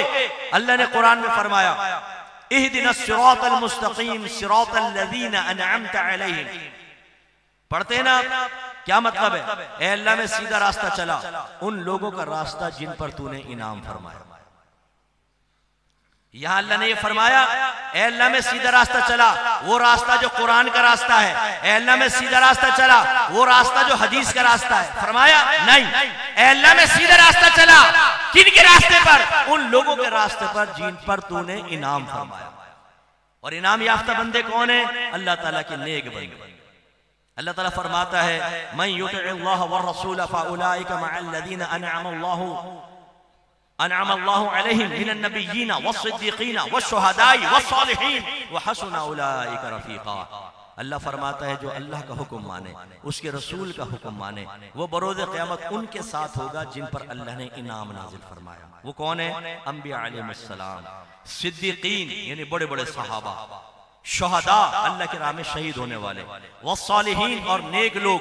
इसमें बाकी सारे सहाबा औलिया किराम आ गए। जिनको ये मुल्ला कह कर आपके दिल में उलमा की नफरत डालने की कोशिश कर रहे हैं। ये जितनों का चार नुफूस क़ुद्से का जिक्र किया, सब दाढ़ी वाले थे, सब इमामे वाले थे, सब सर ढकने वाले थे, सब नमाजी थे, सब साहिब इल्म थे, सब दीन के मुजाहिद थे, दीन को तक़वीयत देने वाले थे, दीन के लिए अपने माँ बाप बीवी बच्चों को छोड़ने वाले थे, दीन के लिए कुर्बानियां देने वाले थे। उन्होंने अपनी जिंदगी के मफादात ज़ातिया छोड़ दिए, नफ्सानी ख्वाहिशात को कुर्बान किया ताकि ये दीन की अमानत क़यामत तक आने वाले बच्चों तक बैन ही पहुंचा सके। और उन्होंने कुर्बानी देकर दीन पहुंचाया। नौजवानों, ये आपको इनसे मुतनफर करते हैं। वो जी मुल्ला का दीन अलहदा है, हमारा दीन अलहदा है। आप एक क्वेश्चन करें, मुल्ला कहते किसको है? पूछिएगा उससे, मुल्ला किसे कहते हैं? तुम दिल में नफरत डालना चाहते हो? अल्लाह तो फरमाए अल्लाह ताला हमें अपने इनाम याफ्ता बंदों के रास्ते पर चला, और तू उन्हीं के रास्ते से हटाने के लिए दीनदारों का मजाक उड़ाए। हम ऐसों की सोबत में रहते हैं, सीरत अपनाना दूर की बात, जो दीन का मजाक उड़ाए हम उनके साथ रहने की कोशिश। बस मैं इख्तिताम की तरफ ला रहा हूं। एक और तबका है हमारे यहां पर, एहतिसाब मैं भी करता हूं, आप भी करते जाएं, कि आप में वो किरदार तो कोई नहीं बैठा हुआ जो नबी करीम की सीरत से नफरत रखने वाला और उसकी राह में रुकावट डालने वाला। ये कभी तो माँ बाप की शक्ल में मुझे नजर आए। अगर बेटे ने कहा कि अम्मी मैं दाढ़ी रख लूं, अब्बा दाढ़ी रख लो, अब्बा कहते हैं मुल्ला बनेगा, जब बुढ़ा हो तो रख लेना। तेरे बाप ने कभी दाढ़ी रखी है? नाराज मत होइए ना। मैं बच्चों को खुदा ना खास्ता माँ बाप के खिलाफ कर रहा हूं। बेटा मैं एक आलिम दीन हूं, मैं आपके माँ बाप से हम कलाम हो सकता हूं, आपको यह हक हासिल नहीं। आपके लिए हुक्म क्या है? फला तकुल लहुमा उफ़्युं वला तनहरहुमा वकुल लहुमा क़ौलन करीमा। अपने माँ बाप से उफ भी मत कहो, उन्हें डांटो नहीं, उनसे नरमी के साथ बात करो। आपको ऐसे ही करना है। मैं एक आलिम दीन हूं, मैं माँ बाप को झिझोड़ सकता हूं। उन माँ बाप को जो अपनी औलाद को नमाज नहीं पढ़ने देते, बाज़ औक़ात कहते हैं नमाज बाद में पढ़ लेना, पहले ट्यूशन सेंटर जाओ, नमाज कज़ा करके पढ़ लेना, पहले इम्तिहान हो रहे हैं, इम्तिहान की तैयारी करो, दाढ़ी ना रखो, जमात से नमाज ना पढ़ो, घर में पढ़ लो, टाइम जाया होता है। क्या तू कुरान लेके बैठ जाता है, हदीस लेके बैठ जाता है? बच्चियों को बुर्का नहीं पहनने देती बहुत सी माएं, बहुत से बाप। नहीं नहीं, अच्छे रिश्ते नहीं मिलेंगे। नाराज मत होइएगा अगर कोई ऐसा शौहर बैठा हुआ है जो अपनी बीवी को बेपर्दा बाहर निकाल के लेकर जाता है, चुस्त लिबास पहनाकर, ऊंचे सैंडल, मेकअप करवाकर शादी ब्याह के लिए अपनी बीवी को दावत नजारा बनाता हुआ लेकर जाता है। आप सबसे बड़े सीरत रसूल के दुश्मन हैं। शर्म नहीं आती आपकी बीवी के जिस्म को कोई गंदी निगाहों से देखे, उसके जिस्म के हिस्सों पे गंदी निगाह डालकर अपने ज़हन में आपकी बीवी से मुतालिक जिना का ख्याल लेकर आए? गैरत हमारी जर्रा बराबर जोश में नहीं आती। शादी ब्याहों की मिक्स गैदरिंग में अपनी बीवियों को ले जाके छोड़ देते। वेटर हमारी बीवी को देखे, हमारी बेटी को देखे, हमारी बहन को देखे, कोई शर्म नहीं, कोई हया नहीं। ऐसे ऐसे मैंने शौहर देखे, बीवियां कहती हैं मुफ्ती साहब मैं चाहती हूं पर्दा करूं, मेरा शौहर कहता है तुझे बेपर्दा रहना होगा वरना तलाक दे दूंगा। ये है सुन्नत के दुश्मन, सीरत के दुश्मन, दुश्मनाने इस्लाम। एक बच्ची ने मुझे कहा मेरा शौहर कहता है मेरे दोस्तों के सामने बेपर्दा बैठा करो। जब मैंने कहा ये तो मेरे लिए जायज नहीं है, तो लॉजिक क्या पेश करता है? कहता है जब मैं अपने दोस्तों के जाता हूं तो उनकी बीवियां भी हमारे सामने बैठती हैं, यानी वो अपनी बीवी का दावत नजारा कराए, मैं वहां पे आके ठंडी करूं। तू मेरे दोस्तों के सामने बैठ, अपना जिस्म दिखा, अपना चेहरा दिखा, मेरे दोस्त तेरे चेहरे को देखें, तेरे जिस्म को देखें और अपने गंदे अरमान पूरे करें। शर्म नहीं आती है? बीवियों को बेपर्दा स्कूटर पर बिठा के ले जाने वालों, अपनी बेटियों को बेपर्दा ले जाने वालों, उन्हें बुर्के से रोकने वालों, मैदान माशर में जिल्लत रुसवाई आपका इंतजार कर रही है। याद रखें, यहां आप हमारी जबान बंद कर सकते हैं, आप उठ के जा सकते हैं कि हम बयान नहीं सुनेंगे, लेकिन हकीकत नहीं बदल सकते। मैदान माशर में आपकी करीब तैयार है। बीबी फातिमा रदी अल्लाह तआला अन्हा जिगर गोशा रसूल, आप पर कभी किसी नामहरम की निगाह नहीं पड़ी, बल्कि वसीयत की जब मैं मरूं तो मुझे रात में दफनाया जाए, क्योंकि मैं नहीं चाहती कि मेरे जनाजे पर भी किसी नामहरम की निगाह पड़े। और हमारे यहाँ हमारी बीवियां घूम रही हैं, फिर रही हैं, रोक। कितने नौजवान ऐसे बैठे हैं जिनके माँ ने पूछा होगा बेटा शादी कर रही हूं, एक बुरखे वाली निकाब वाली है, लड़की बहुत अच्छी है, कर दूं? अम्मी नहीं, बुरखे वाली नहीं, बुरखे वाली नहीं चलेगी, ये वाली चलेगी, ये वाली चलेगी, ये वाली चलेगी, ये जुल्फे लिखा है। कोई ऐसी लाओ जो ठुमके लगा रही हो, अपनी टिकटॉक के ऊपर अपनी वीडियोस डाल रही हो, ये लाओ। अरे नौजवानों, क्या ये अच्छी बीवी बन सकती है? क्या ये तुम्हारे बच्चों की अच्छी मां बन सकती है? याद रखो नहीं। मैं नहीं कहता हूं, आपके नबी ने फरमाया औरत से 4 वजूहात की बिना पर निकाह होता। एक खानदान नसब, दूसरा हुस्नो जमाल, तीसरा मालो दौलत और चौथा नेक सीरती, दीन की वजह से। सरकार फरमाते तुम दीनदार बच्ची को इख्तियार कर। और नौजवानों का अरमान क्या है? मैं अपनी बीवी को पर्दा नहीं करवाऊंगा। क्यों? तू होता कौन है भाई? बीवी तेरी प्रॉपर्टी है, वो अल्लाह की बंदी पहले है, मेरे नबी की उम्मती पहले है, तुम्हारी बीवी बाद में है। तुम्हारे हक अल्लाह रसूल से ज्यादा कैसे हो गया? तुमने अल्लाह रसूल को मामूली कर दिया अपने मुकाबले में कि मैं कहूं तो मानो, अल्लाह रसूल कहे तो ना मानो। हालांकि नबी करीम ने वाज़ेह तौर पे फरमाया अल्लाह ताला की नाफरमानी में किसी मखलूक की इताअत जायज नहीं। माँ बाप भी गलत हुक्म दे औलाद नहीं मानेगी। बदतमीजी ना करो, आंखों में आंखें ना डालो, उनके साथ शाउटिंग ना करो, बुरा भला ना कहो, लेकिन माँ बाप गुनाह का कहे सर झुका के खामोश, बात नहीं माननी क्योंकि माँ बाप गलत कह रहे हैं। इताअत जायज नहीं है। बाप कह रहे हैं अपनी औलाद से बेटा हराम कमाओ, हलाल में आजकल गुजारा नहीं होता। और अगर बच्चा कहे कि अब्बू हराम, नबी करीम ने फरमाया जिसके पेट में हराम किया उसके लिए जहन्नम की आग बेहतर है, तो अब्बा को कोफ्त हो जाती है, गुस्से में आ जाता है। नबी की बात सुन के गुस्से में अबे बड़ा मुल्ला बन गया। अपने बाप को देख, अपने चाचा को देख, अपने ताया को देख, अपने दादा को देख, इनके चेहरे देख, हराम खा खा के कैसे हो गए हैं। तुझे भी इसी रविश पे चलना होगा, तुझे सौदा झूठ बोलकर बेचना होगा, फ्रॉड करना होगा, दुकान पर बैठकर हराम कमाना होगा, काम ना निकले लोगों को झूठ बोलकर उनकी जेबें खाली करवानी होंगी, तुझे ये करना पड़ेगा। औलाद कहती है अल्लाह की मानो ना मानो, रसूल की मानो ना मानो, जी अब्बा है ना, अब्बा की तो माननी पड़ेगी। कुर्बान जाएं। कब अहमियत बनेगी अल्लाह की, कब अहमियत बनेगी रसूल की, कब अहमियत बनेगी कुरान और हदीस की। माँ बाप कुरान से बढ़ गए, हदीस से बढ़ गए, अल्लाह रसूल से बढ़ गए, तो फिर मैदान माशर में ऐसे बेअमल और गुनाह की तरफ माइल करने वाले माँ बाप से कहना हमारी शफाअत कर दें और हमें जन्नत दिलवा दें। देखिएगा फिर क्या होगा। जितने शौहर हज़रात बैठे हैं याद रखो, जितने बाप यहां बैठे हैं याद रखें, जितने मुझे पर्दे में रहकर मेरी बहनें सुन रही हैं याद रखें, आपके नबी ने फरमाया कुल्लुकुम राइन व कुल्लुकुम मसऊलुन अन रइयतिही, तुम में से हर शख्स निगहबान है, तुमसे बरोज़े क़यामत तुम्हारे मातहत के बारे में क्वेश्चन होगा। फिर फरमाया हाकिम अपनी रियाया पर हाकिम है, उससे रियाया के बारे में क्वेश्चन होगा। सारे पॉलिटिशियन, MP, MNA, वजीर आजम फलाना, ये सब मैदान माशर में खड़े होंगे, आवाम सामने होंगे। फिर फरमाया मर्द अपने घर पर हाकिम है, उससे उसके बीवी बच्चों के बारे में क्वेश्चन होगा। बताऊं आपको क्या होगा?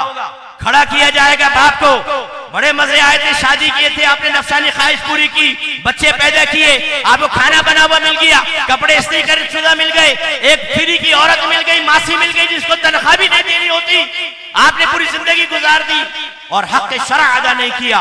यही बीवी बच्चे खड़े हो जाएंगे, कहेंगे अल्लाह ताला इसको पकड़ ले, इससे पूछ इसने हमारा हक अदा किया था कि नहीं किया था। पहला सवाल होगा क्या तुमने इनको इल्म सिखाया था, फर्ज उलूम सिखाए थे कि नहीं, इन्हें नेकी का हुक्म किया था कि नहीं, बुराई से रोका था कि नहीं, अगर कभी ये बुराई में मुब्तला हुए तुम गुस्से हुए थे कि नहीं, तुम्हारी तेवरी में बल आया कि नहीं, तुम्हारे चेहरे पे नागवारी पैदा हुई थी कि नहीं हुई थी, तुम खुद रोल मॉडल बने थे अपने बच्चों के लिए, अच्छे रोल मॉडल बने थे कि नहीं, तुमने दाढ़ी रखी ताकि बच्चे दाढ़ी रखें, तुम नमाजी बने ताकि बच्चे नमाजी बने, तुमने सच बोला और झूठ छोड़ा ताकि बच्चे सच्चे बने और झूठ छोड़ दें, तुमने माँ बहन की गालियां बकना छोड़ी ताकि तुम्हारी औलाद भी माँ बहन की गालियां ना बके, तुमने अपने माँ बाप का अदब एहतराम करके अपनी औलाद की तरबियत की थी। ये क्वेश्चंस किए जाएंगे। वो बाप फंस जाएगा जिसने ना अपने बीवी बच्चों को इल्म दीन सिखाया, ना नमाज की तलकीन की, ना रोजे की तलकीन की, बल्कि बस बेटा कमा कर लाता रहे, मेरे हाथ चूमता रहे, मेरा अदब करे, अल्लाह की माने ना माने हम राजी हैं साहब। तो याद रखें आपके नबी फरमा रहे हिसाब किताब होगा, और औरत से सरकार फरमाते हैं उसके घर के बारे में क्वेश्चन होगा। जितनी बहनें मुझे सुन रही हैं, बच्चों की तरबियत करना आपकी जिम्मेदारी है। इब्तिदाई तरबियत अल्लाह ने औरत के हवाले की है, लेकिन अगर औरत अपनी ज़बान कौल से और ज़बान हाल से खुद बच्चों को जहन्नम का रास्ता दिखाए, उस औरत के बारे में क्या कह सकता हूं।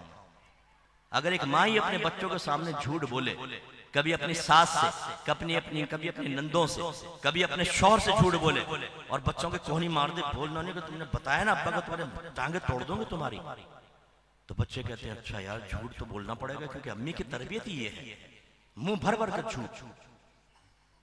जो माँ खुद नमाजें ना पढ़े, घर में मेल कजन आ रहे हैं, खालाजाद, फुफीजाद, चचाजाद और बेपर्दा वालदा सामने बैठ गई हैं, हालांकि हराम है ना महरम के सामने बैठना। बेटे ने बामल बनने की कोशिश की, बेटी ने बामल बनने की कोशिश की, अम्मा बीच में राह में रुकावट बन गई, अपने बच्चों को गलत रास्ता दिखाया, इस तरह के शौहर की एहसान फरामोशी की। मेरी बहनों, कल्ब ने लाइव जा रहा है तो जरा गौर से मेरी ये हदीस सुन लीजिए, है नबी की, मैं बयान कर रहा हूं इसलिए मैंने अपनी तरफ निस्बत कर दी। सरकार ने फरमाया मुझे जहन्नम दिखाई गई तो मैंने उनमें से अक्सर औरतों को पाया, यानी बड़ी तादाद में। और क्यों? फरमाया यकफुरना, वो नाशुक्री करती है।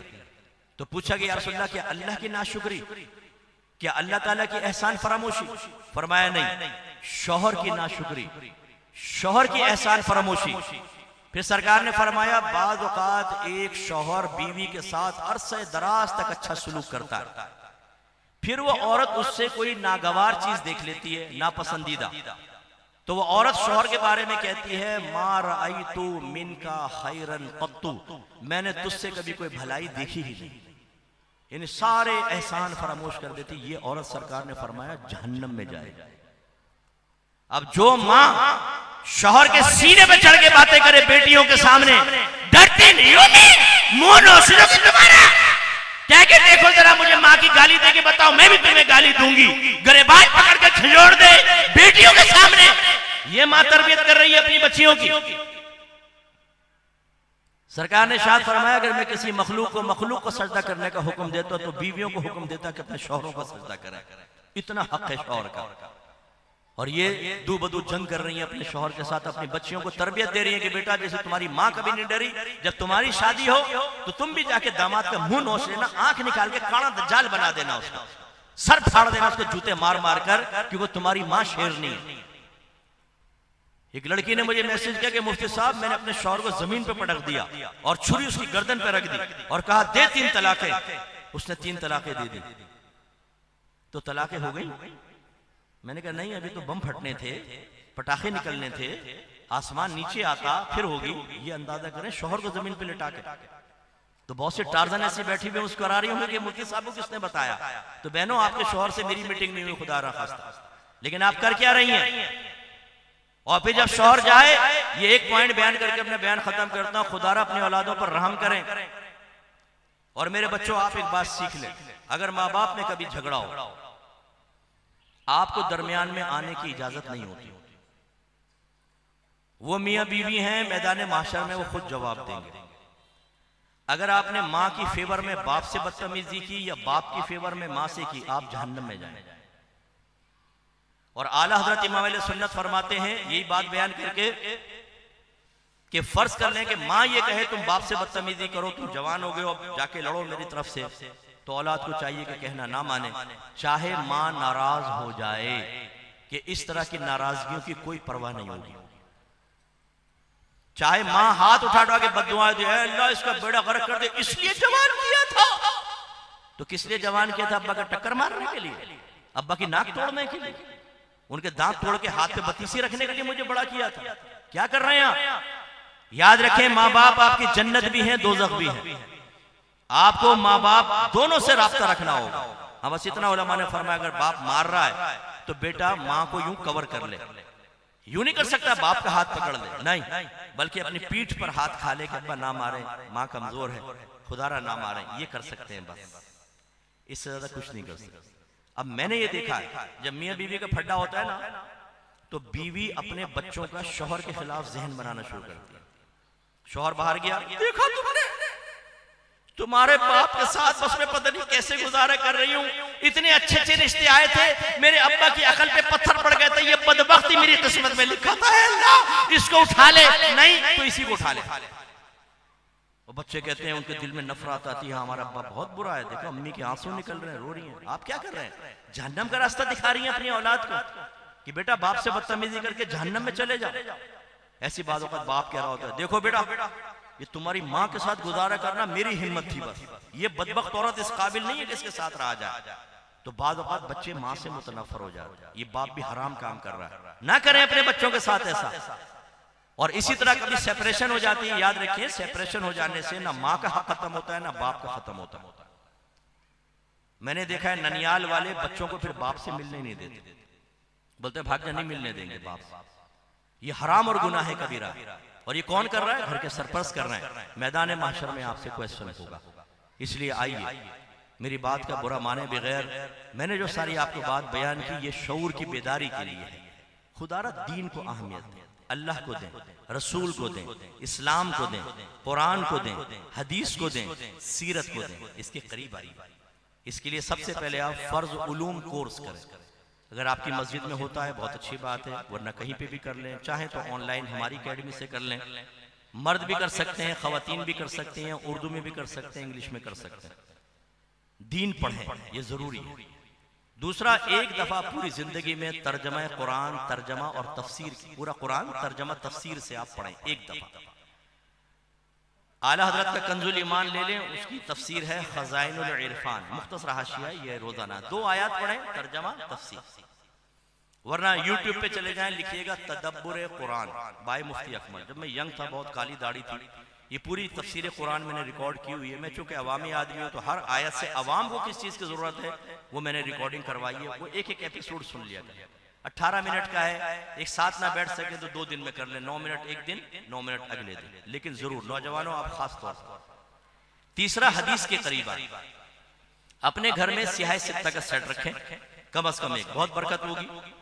और वरना कोई भी हदीस की शरह लें उसको पढ़ें। जैसे अल्लामा गुलाम रसूल सईदी साहब की शरह सही मुस्लिम ले लें, पहले आप इसको पढ़ें, बहुत बेस्ट शरह है, हदीस भी समझ में आएगी और शरह भी समझ में आएगी। इसके अलावा मेरा प्रोग्राम चलता है दरसे बुखारी, यूट्यूब पर डला हुआ है और अभी चल रहा है, कंटिन्यू हुआ। मैंने एक पहली हदीस से शुरू किया और अब माशाल्लाह 2000 के करीब हदीसों तक पहुंचा हुआ हूँ। और इस प्रोग्राम को तकरीबन 14वां या 15वां साल है, लगातार चल रहा है माशाल्लाह।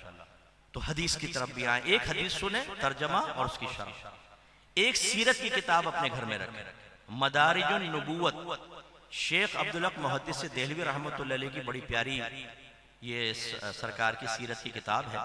एक जिल्द के अंदर आपके बचपन से लेकर वफात तक के साल ब साल के सारे वाकयात, सारे मामला। दूसरी जिल्द के अंदर सरकार के अखलाक, किरदार, जसद अक़दस, आंखों के बारे में, अबरू के बारे में, गाल के बारे में, आपकी अज़वाज, आपकी औलाद, आपके बेटे, आपकी बेटियां, आपके जानवर, आपके हथियार, जो चीजें आप इस्तेमाल करते थे उनकी पूरी तफसील।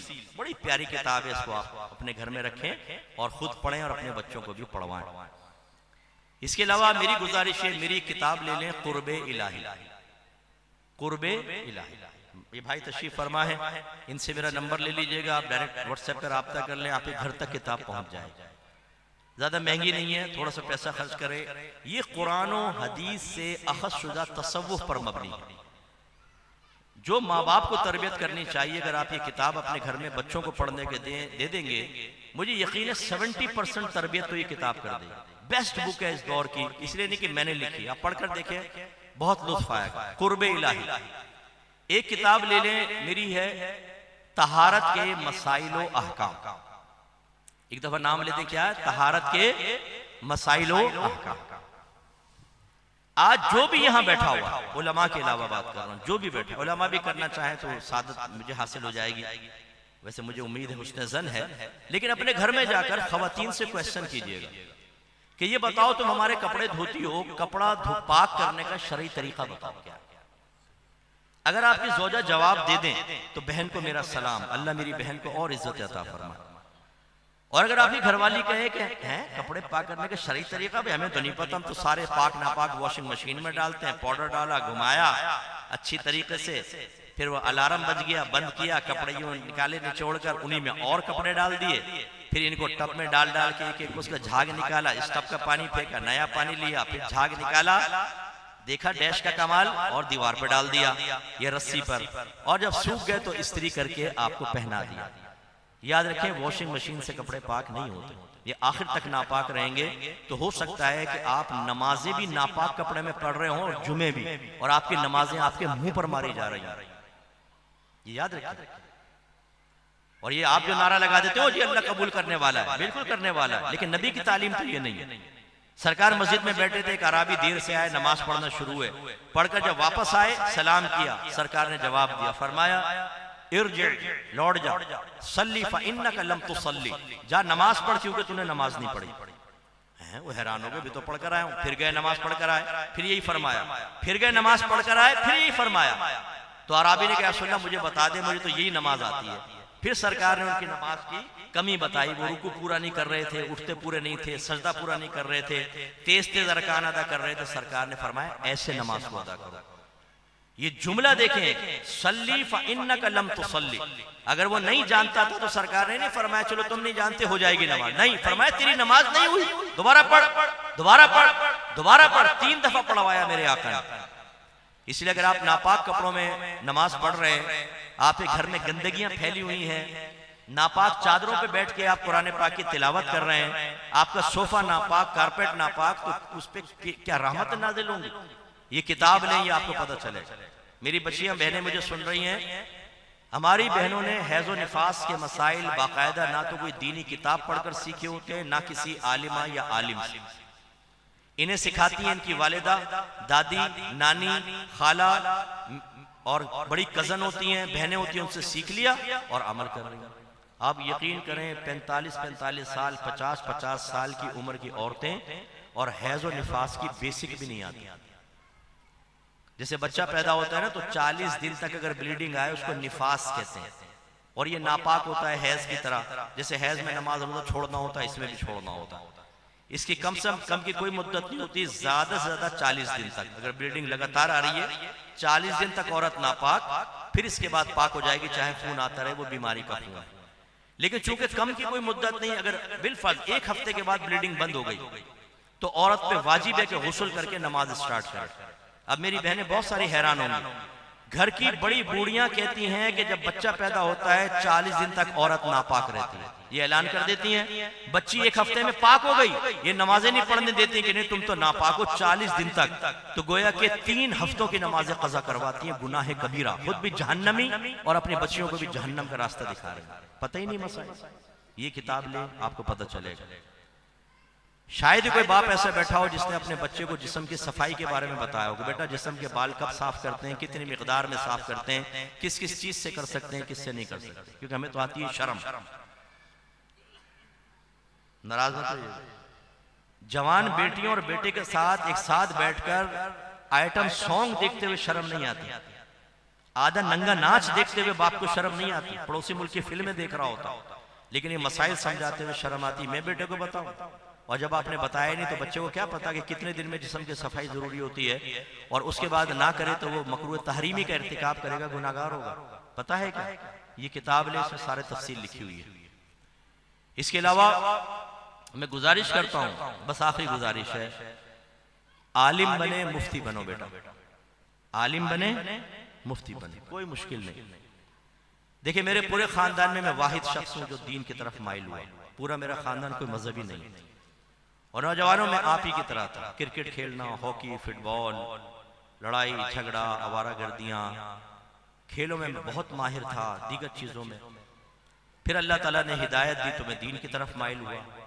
फिर कुछ अरसे बाद मेरे जहन में ख्याल आया भी पढ़ा लिखा आलिम होना चाहिए, मैं भी चलो इल्म हासिल करता हूँ। फिर मैं आलिम और मुफ्ती बन गया। आज आपके सामने हूँ। अल्लाह का बड़ा करम है, मेरे प्रोग्राम अहकाम शरीयत को, जो मसाइल का प्रोग्राम है, आज रात भी आया था, यूट्यूब पे डलता है, ये मसाइल का होता है अहकाम शरीयत, देख लीजिएगा कभी, बहुत पसंद आएगा। इसको 25वां साल है, ये कमिंग मार्च में 25 साल कंप्लीट हो जाएंगे। दुनिया के 110 ममालिक में देखा जाता है, लाखों लोग देख रहे हैं। एक वो शख्स जो फुटपाथ पे बैठा होता था, आवारागर लड़कों के साथ खेल कूद, क्रिकेट और अपनी जिंदगी एक तरह से जाया कर रहा था, आज अल्लाह ने एक आलिम की हैसियत से आपके सामने बिठा दिया। इसमें हमारा कोई कमाल नहीं, ये सिर्फ मेरे रब का कमाल है। लेकिन फ़अतबिरू या उलिल अब्सार, आप भी दर्स हासिल करें इससे कि अल्लाह ताला चाहे तो किसी को भी फुटपाथ से उठाकर एक इज्जत के मकाम पे बिठा सकता है, और वो आप भी हो सकते हैं। आलिम बनना कोई मुश्किल नहीं, मुफ्ती बनना कोई मुश्किल नहीं। मैं माँ बाप से गुजारिश करता हूँ अपनी औलाद में से एक को आलिम बनाए, कम से कम एक बेटे, एक बेटी को आलिमा बनाए। बेटे को आलिम भी बनाए, मुफ्ती बनाए, बेटे को आलिमा मुफ्तिया बनाए। मेरी अकेडमी में माशाल्लाह बहुत सारी बच्चियाँ आलिमा मुफ्तिया बन रही हैं, बच्चे आलिम मुफ्ती बन रहे हैं। और मैं आपको दावत देता हूँ, आप मेरे संडे के अंदर आएँ। इतवार को मैंने 8 साल का दरस निज़ामी रखा है, स्कॉलर कोर्स जिसको कहते हैं। ओनली 3 आवर्स की क्लास होती है, 2 से 5, जो हमारी दोपहर की शिफ्ट है, जो मैंने शुरू की थी, और 8 साल का कोर्स, ओनली संडे आना है। और माशाल्लाह जो बड़ी क्लास है, 8 साल का कोर्स था, उन्होंने 8 साल पूरे करके खुद इसरार करके 1 साल और बढ़वाया, अब 9वां साल चल रहा है। और हमारे इस संडे कोर्स में कोई दीनी तालिब इल्म नहीं आएगा, only engineer, doctor, banker, professor, housewife, job करने वाले। और ये जो मेरे 9वें साल की क्लास है, इसमें 100 से अबव स्टूडेंट हैं। फिर 7वां, छठा, 5वां, चौथा, तीसरा, दूसरा, और पहले में डबल क्लासें, अब 2 शिफ्टें हो गई हैं माशाल्लाह। इतने लोग ही, मैं आपको इसलिए समझा रहा हूँ कि आप ये समझते हैं आलिम मुफ्ती हो तो दारुल में जाएंगे, फुला दाढ़ी वाले बने हो। आम लोग आलिम मुफ्ती बन रहे हैं। मैं चाहता हूँ डॉक्टर हो आलिम, बिजनेसमैन हो आलिम भी, इंजीनियर हो आलिम भी। जब हमारे पढ़े लिखे लोग हर शोबे में आलिम और मुफ्ती पहुंचेंगे तो फिर मुआशरे में इनकलाब पैदा होगा। आपको जहां पर भी मौका मैसर है, ठीक। और अगर मेरे पढ़े लिखे बच्चे चाहते हैं कि साहब मैं पर्सनली आपसे मिलकर कुछ ब्रीफिंग लेना चाहता हूँ, आप मुझे समझाएं, मेरी मसरूफियात ऐसी हैं, मेरी यूनिवर्सिटी भी है, कॉलेज है, मुझे जॉब करना होता है, क्या मैं उसमें आलिम बन सकता हूँ? मैं आपको टाइम देने के लिए तैयार हूँ। आए बैठे मैं आपको ब्रीफिंग देता हूँ और समझाता हूँ और दिखाता हूँ कि कितने बच्चे जो इंजीनियरिंग भी कर रहे हैं और हमारे पास पढ़ भी रहे, प्रोफेसर भी हैं, पढ़ भी रहे, वकील भी हैं और पढ़ भी रहे, अपना काम भी करते हैं, आलिम मुफ्ती भी बन रहे हैं। टीचिंग मेथड असल में काम करता है। हमारा टीचिंग मेथड जो है वो थोड़ा सा मतलब आजकल के जदीद तकाजे के मुताबिक है, जिसमें आने के बाद एक शहरी बच्चा बोझ महसूस नहीं करता। उम्मीद है कि आप इनमें दीन के करीब आएंगे, दाढ़ी की हिम्मत करें, मेरी बहनें बुरखों की हिम्मत करें, 5 वक्त नमाज पढ़ें, अपने बड़ों का अदब करें। अल्लाह ताला मुझे भी अमल पर होने की तौफीक अता फरमाए। आमीन व आखिरु दावाना अनिल हम्दुलिल्लाहि रब्बिल आलमीन।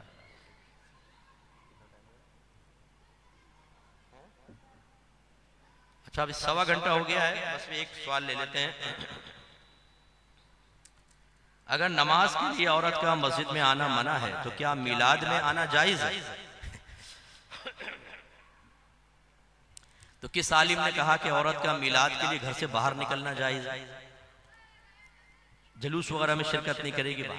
अगर आप ये कह रहे हैं कि औरत मिलाद पढ़ने के लिए किसी घर में बापर्दा तरीके से आ जाए तो ये मना नहीं। 5 वक्त नमाज की मुमानात हजरत उमर फारूक ने फरमाई थी उस जमाने के एतबार से, उसी वजह से उस पर सब अमल करते हैं, औरतें मस्जिद में नहीं आती। लेकिन इसके बावजूद उलमा यही फरमाते हैं और हम इसी पे फतवा देते हैं कि अगर किसी जगह औरतें बापर्दा तरीके से मस्जिद में आ रही हैं तो फिर वो जमात से नमाज पढ़ सकती हैं। जैसे बाहर के मुल्कों में आप देख लें, औरतों का अलग पोर्शन बना होता है, जुमा पढ़ने आती हैं, ईद पढ़ने आती हैं, जनाजों में शिरकत करती हैं, लेकिन मर्दों का अलहदा है, औरतों का अलहदा। इसी तरह तमाम अरब कंट्रीज में देखें, मुसल्ला लिल निसा आपने देखा होगा, लिखा होता है, औरतें आ रही हैं मस्जिदों में, जहां कायम हो गया वहां मना नहीं करते। और बाकी ये जो है कि मिलाद के लिए निकल रही हैं, ये बापर्दा तरीके से आए, शोहर की या माँ बाप की इजाजत से आए, मिलाद शरीफ वगैरह में शिरकत करें, मना नहीं है, क्योंकि वहाँ इल्म की बात भी होती है, मोहब्बत रसूल की बात होती है, तो इसलिए ये भी मना नहीं। औरतें मार्केट के लिए नहीं निकल रही, बच्ची स्कूल जाती हैं, कॉलेज जाती हैं, क्या सब पे बैन लगा दें? जहां जहां जरूरत दीनी या दुनियावी होती है वहां पर हम शरई तकाजे के मुताबिक इजाजत देते हैं। तो ये तकाबुल ना किया जाए कि जी जमात से मना कर दिया तो फिर इसका मतलब है फिर आपने मिलाद का नाम क्यों लिया? ये क्यों नहीं लिखा कि जब मस्जिद का औरत का मस्जिद में आना मना है तो कॉलेज में जाना कैसे जायज होगा? तो जिसने ये सवाल लिखा है वो अपनी बहन को, अपनी बेटी को कभी स्कूल कॉलेज ना भेजे, क्योंकि जमात में आना औरत का मना है। ठीक है, ये जरा ज़हन में रखें, हर चीज में इतना सियानापन नहीं करना चाहिए। क्या औरत किसी गैर मर्द का बयान और नात स्क्रीन पर सुन और देख सकती है? ये बिल्कुल देख सकती है, क्योंकि नबी करीम सल्लल्लाहु अलैहि वसल्लम ने इससे मना नहीं फरमाया।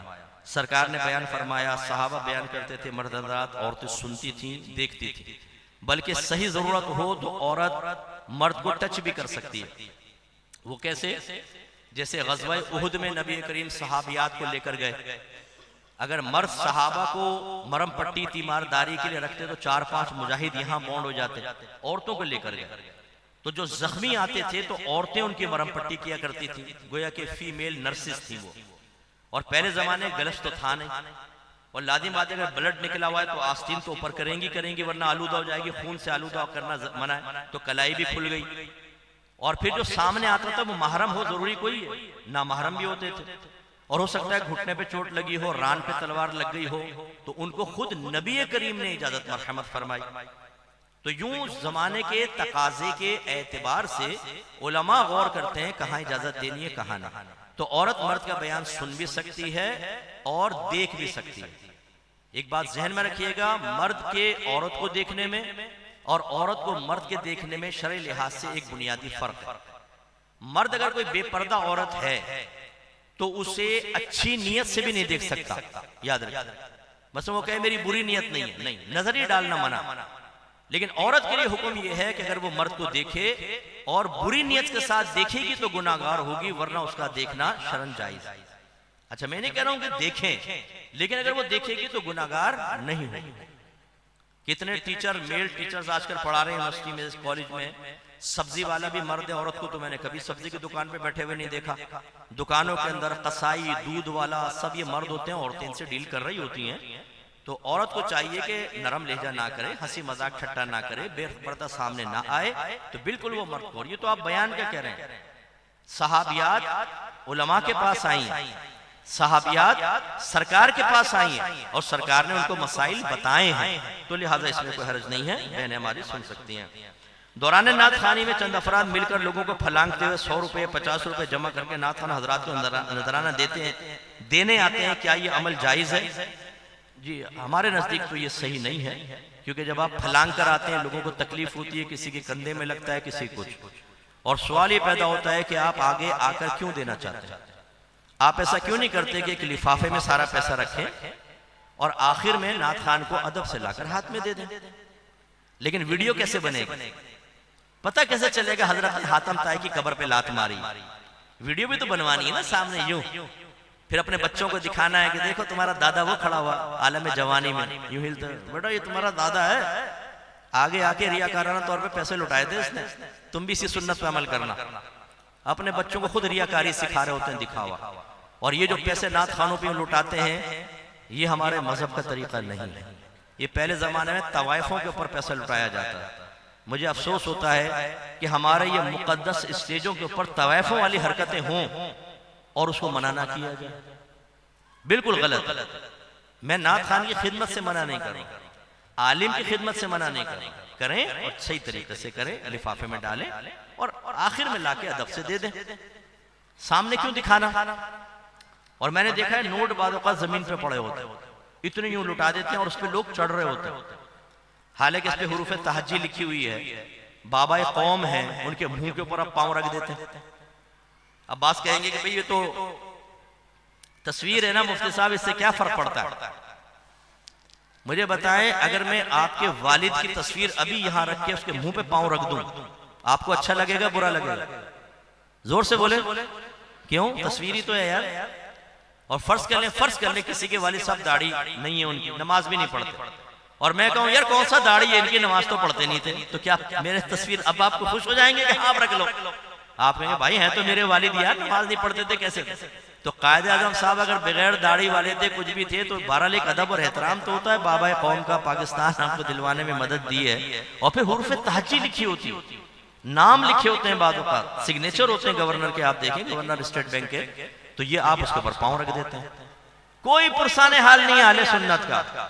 हर वो खराब काम करने के लिए हम तैयार हैं जिससे अहले सुन्नत पर तनकीद हो, उंगलियां उठे। और हम जैसा अगर अपनी सुन्नियत को, अहले सुन्नत को तनकीद से महफूज रखने के लिए कलाम करें तो हम सबसे बुरे हैं।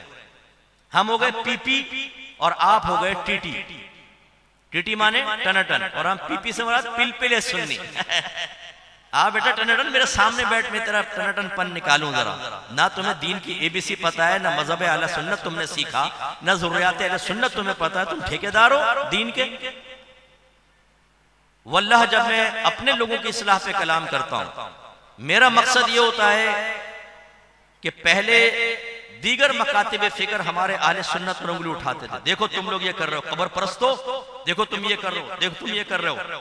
अब जब एक आलिम दीन, सुन्नी आलिम दीन कहता है इन चीजों का हमसे कोई ताल्लुक नहीं है, तो अवाम उनके पास जाकर कहती है तुम कहते हो सुन्नी कर रहे हैं, नहीं मुफ्ती साहब की सुनो, ये सुन्नियों की हरकतें नहीं है, ये हम में लोग दाखिल हो गए जो ऐसी हरकतें कर रहे हैं। तो हमारा मसलक और मजहब तनकीद से बचता है। वरना मैं क्या, आप तहबंद पहन के बुनियान उतार के नाचे स्टेज पर, मुझे इससे क्या? अच्छा है वीडियो बनवाएं, बहुत ज्यादा टिकटॉक पे चलेगी, जबरदस्त किस्म की वायरल होगी, अर्निंग अच्छी होगी, ठुमका लगाकर देखे जरा, कर लो सब कुछ, मुझे इससे क्या जाता है भाई? लेकिन मेरा काम तो है अपने स्टेज का तकद्दुस बचाना।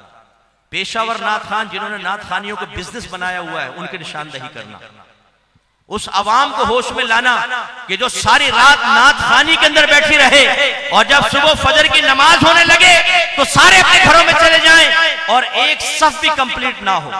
ये नाथ खानी आपके दराजात की बुलंदी का सामान करेंगे? मैदान माशर में फंस जाओगे, ये धोखा है बहुत बड़ा। नाथ खानी ज्यादा से ज्यादा मुस्तहब है, करेंगे सवाब मिलेगा, नहीं करेंगे कोई गुनाह नहीं। नमाज फर्ज, जमाअत वाजिब, वो ना करो, पूरी रात बैठे रहो नाथ खानी में। और अगर मैं उसके बारे में कहूं कि ऐसी नाथ खानी मकबूल नहीं, यार देखो मुफ्ती साहब नाथ खानी के खिलाफ बोल रहे हैं, नाथ खानी के खिलाफ नहीं, गलत तरीके के खिलाफ बोल रहे हैं। इसलिए मैं तो आप सबको मशवरा देता हूं कि बेटा इतना पैसा वैसा खर्च ना किया करो, इतना स्टेज बनाते हो, बड़े बड़े नाथ खानों को लाखों रुपए देते हो, सारे नाथ खानों को अपने घर पर बुलाओ और फ्री में इको साउंड के ऊपर नाथ खानी करो, और लंगर वंगर भी ना खिलाओ, कोई जरूरत नहीं। आप कहेंगे वो कैसे? यूट्यूब पे लगाओ, यूट्यूब खोल लो, जिस नाथ खान को बुलाना है उसका नाम लिखो, आ जाएगा सामने, क्लिक करो, हेडफोन लगाओ, लाइट थोड़ी डाउन करो, रो, अश्कबारी करो, फिर कहो तू चला जा, दूसरे को बुला, क्लिक करोगे दूसरा आ जाएगा। फ्री के अंदर एक पैसा खर्च नहीं होगा, ज़ौक़ का ज़ौक़, मजे का मजा। फकीर तो इसी तरह नात खानियों की लुत्फ उठाता है। इन नात खानियों का मुखालिफ नहीं हूं, करना चाहे करें, लेकिन जो हम एहतमाम करके समझते हैं कि सालाना, यकीन करें 40-40 लाख, 50-50 लाख नात खानियों पर सालाना। और इन खर्च करने वालों से पूछो कि तुमने एक नात खान को 1.25 लाख 1.5 लाख रुपए एक रात के दिए हैं, अपने करीबी दारुल उलूम में कितना चंदा दिया, आलिम बनाने के लिए कितना पैसा दिया, मुफ्ती बनाने के लिए कितना पैसा दिया, हाफिज कुरान तैयार करने के लिए कितने पैसे किए, तुमने मस्जिद के इमाम साहब की तनख्वाह बढ़ाने के लिए कमेटी को कितने पैसे दिए कि लो मेरी तरफ से लो इमाम साहब की तनख्वाह बढ़ाओ, उनकी भी फैमिली होती है, उनके भी बीवी बच्चे हैं, किया है कभी ऐसा? लेकिन वो वाह कोई होगी, हमें तो वाह चाहिए ना, नाम चाहिए भाई। माशाल्लाह शहबाज साहब ने सालाना नाथखानी कराई, 6 आलिम, 12 बड़े बड़े नाथखान, 20 उम्र के टिकट, 50 देगे, डबल इको साउंड। ओ साहब क्या यार नाथखानी थी। अच्छा फजर में कितने थे? 6। ये नाथखानी लेकर जाएंगे आपको जन्नत में। फिर भी मैं ये नहीं कहता हूं कि कोई अच्छी नियत से आए, अल्लाह मकबूल कर ले, उसकी बख्शिश हो जाए, लेकिन जो हमारी रविश और तरीका है बिल्कुल ठीक नहीं चल रहा है। आजकल मजहबी पोस्टर्स पर उलमाए किराम की तस्वीरें प्रिंट लोग कर रहे हैं, इसके बारे में रहनुमाई फरमाएं, बिल्कुल जायज नहीं, मैं इसको नाजायज समझता हूं। बाद लोग हमसे पूछे बगैर, मेरी भी 1-2 जगह मैंने देखी छप गई, मना करते हैं हम लोग कि बिल्कुल ये जायज नहीं है, आप खाली नाम लिखें बस। तस्वीर ये प्रिंट निकाल कर तस्वीर लगाना मेरे नजदीक शर्म जायज नहीं। अच्छा मेरे नजदीक से मुराद मैं शरीयत की बात ही कर रहा हूं। अगर कोई आलिम दीन ये कहता है कि नहीं हमारे पास दलाइल है, ठीक है, उनके दलाइल उनको मुबारक। मेरे पास ऐसी कोई दलील नहीं है कि एक आलिम दीन अपनी तस्वीर की इजाजत दे दे कि मेरा प्रिंट आउट निकाल के लगा लो, और दूसरा अवाम में से कोई घर में अगर तस्वीर अपने दादा की लगाए तो कहे कि तुम्हारे घर में रहमत के फरिश्ते नहीं आएंगे, तुमने हराम काम किया। शरीयत हमारे लिए भी तो है भाईजान, इसलिए किसी नात खान की और किसी आलिम की तस्वीर पोस्टर्स पर नहीं आ सकती। हाँ जो ये आप मोबाइल के अंदर पोस्ट बनाते हैं, ठीक है ना, वो आप व्हाट्सएप ग्रुप में डाल दी या फेसबुक के पेज पे लगा दी, ये क्योंकि डिजिटल कैमरे से तस्वीर ली गई होती है, हकीकतन तस्वीर होती है पिक्सल्स की शक्ल में, इसकी इजाजत होती है। लेकिन जब आप प्रिंट आउट निकालेंगे, जिसको पॉजिटिव कहते हैं, नेगेटिव पहले होता था, अभी पॉजिटिव निकलता है, हार्ड कॉपी जिसको कहते हैं, ये शर्म जायज है। आपके प्रोग्राम के पोस्टर पर आपकी तस्वीर प्रिंट कर दी, उम्मीद है कि आपके इल्म के बगैर होगी, वो चलिए वजाहत खुद होगी, मैंने पढ़ा नहीं था, ये बिल्कुल मेरे इल्म के अंदर नहीं। अगर मुझे पता हो मैं मना ही करता हूँ, ये बात लोग अपनी तरफ से कर लेते हैं, जी शक्ल देखेंगे तो आएंगे। ये असल में मसला तकदीर पे हमारा भरोसा कमी हो गया है। अल्लाह ताला ने आज रात जिसका बैठना अज़ल से मुकद्दर कर दिया है वो आके जरूर बैठे, और जिसका नहीं किया, आप घरों में पोस्टर डाल दें तस्वीरों के, वो नहीं आ सकता यहाँ पर। एतिकाद मजबूत रखें। आइंदा के लिए भी जो अगर ये वीडियो मेरी चलती है तो सबसे हमारी गुजारिश है, हमारे कोई पोस्टर पे प्रिंट करने की हाजत नहीं भाईजान। क्या खुतबे की अजान का जवाब इमाम या नमाजी हजरात दे सकते हैं?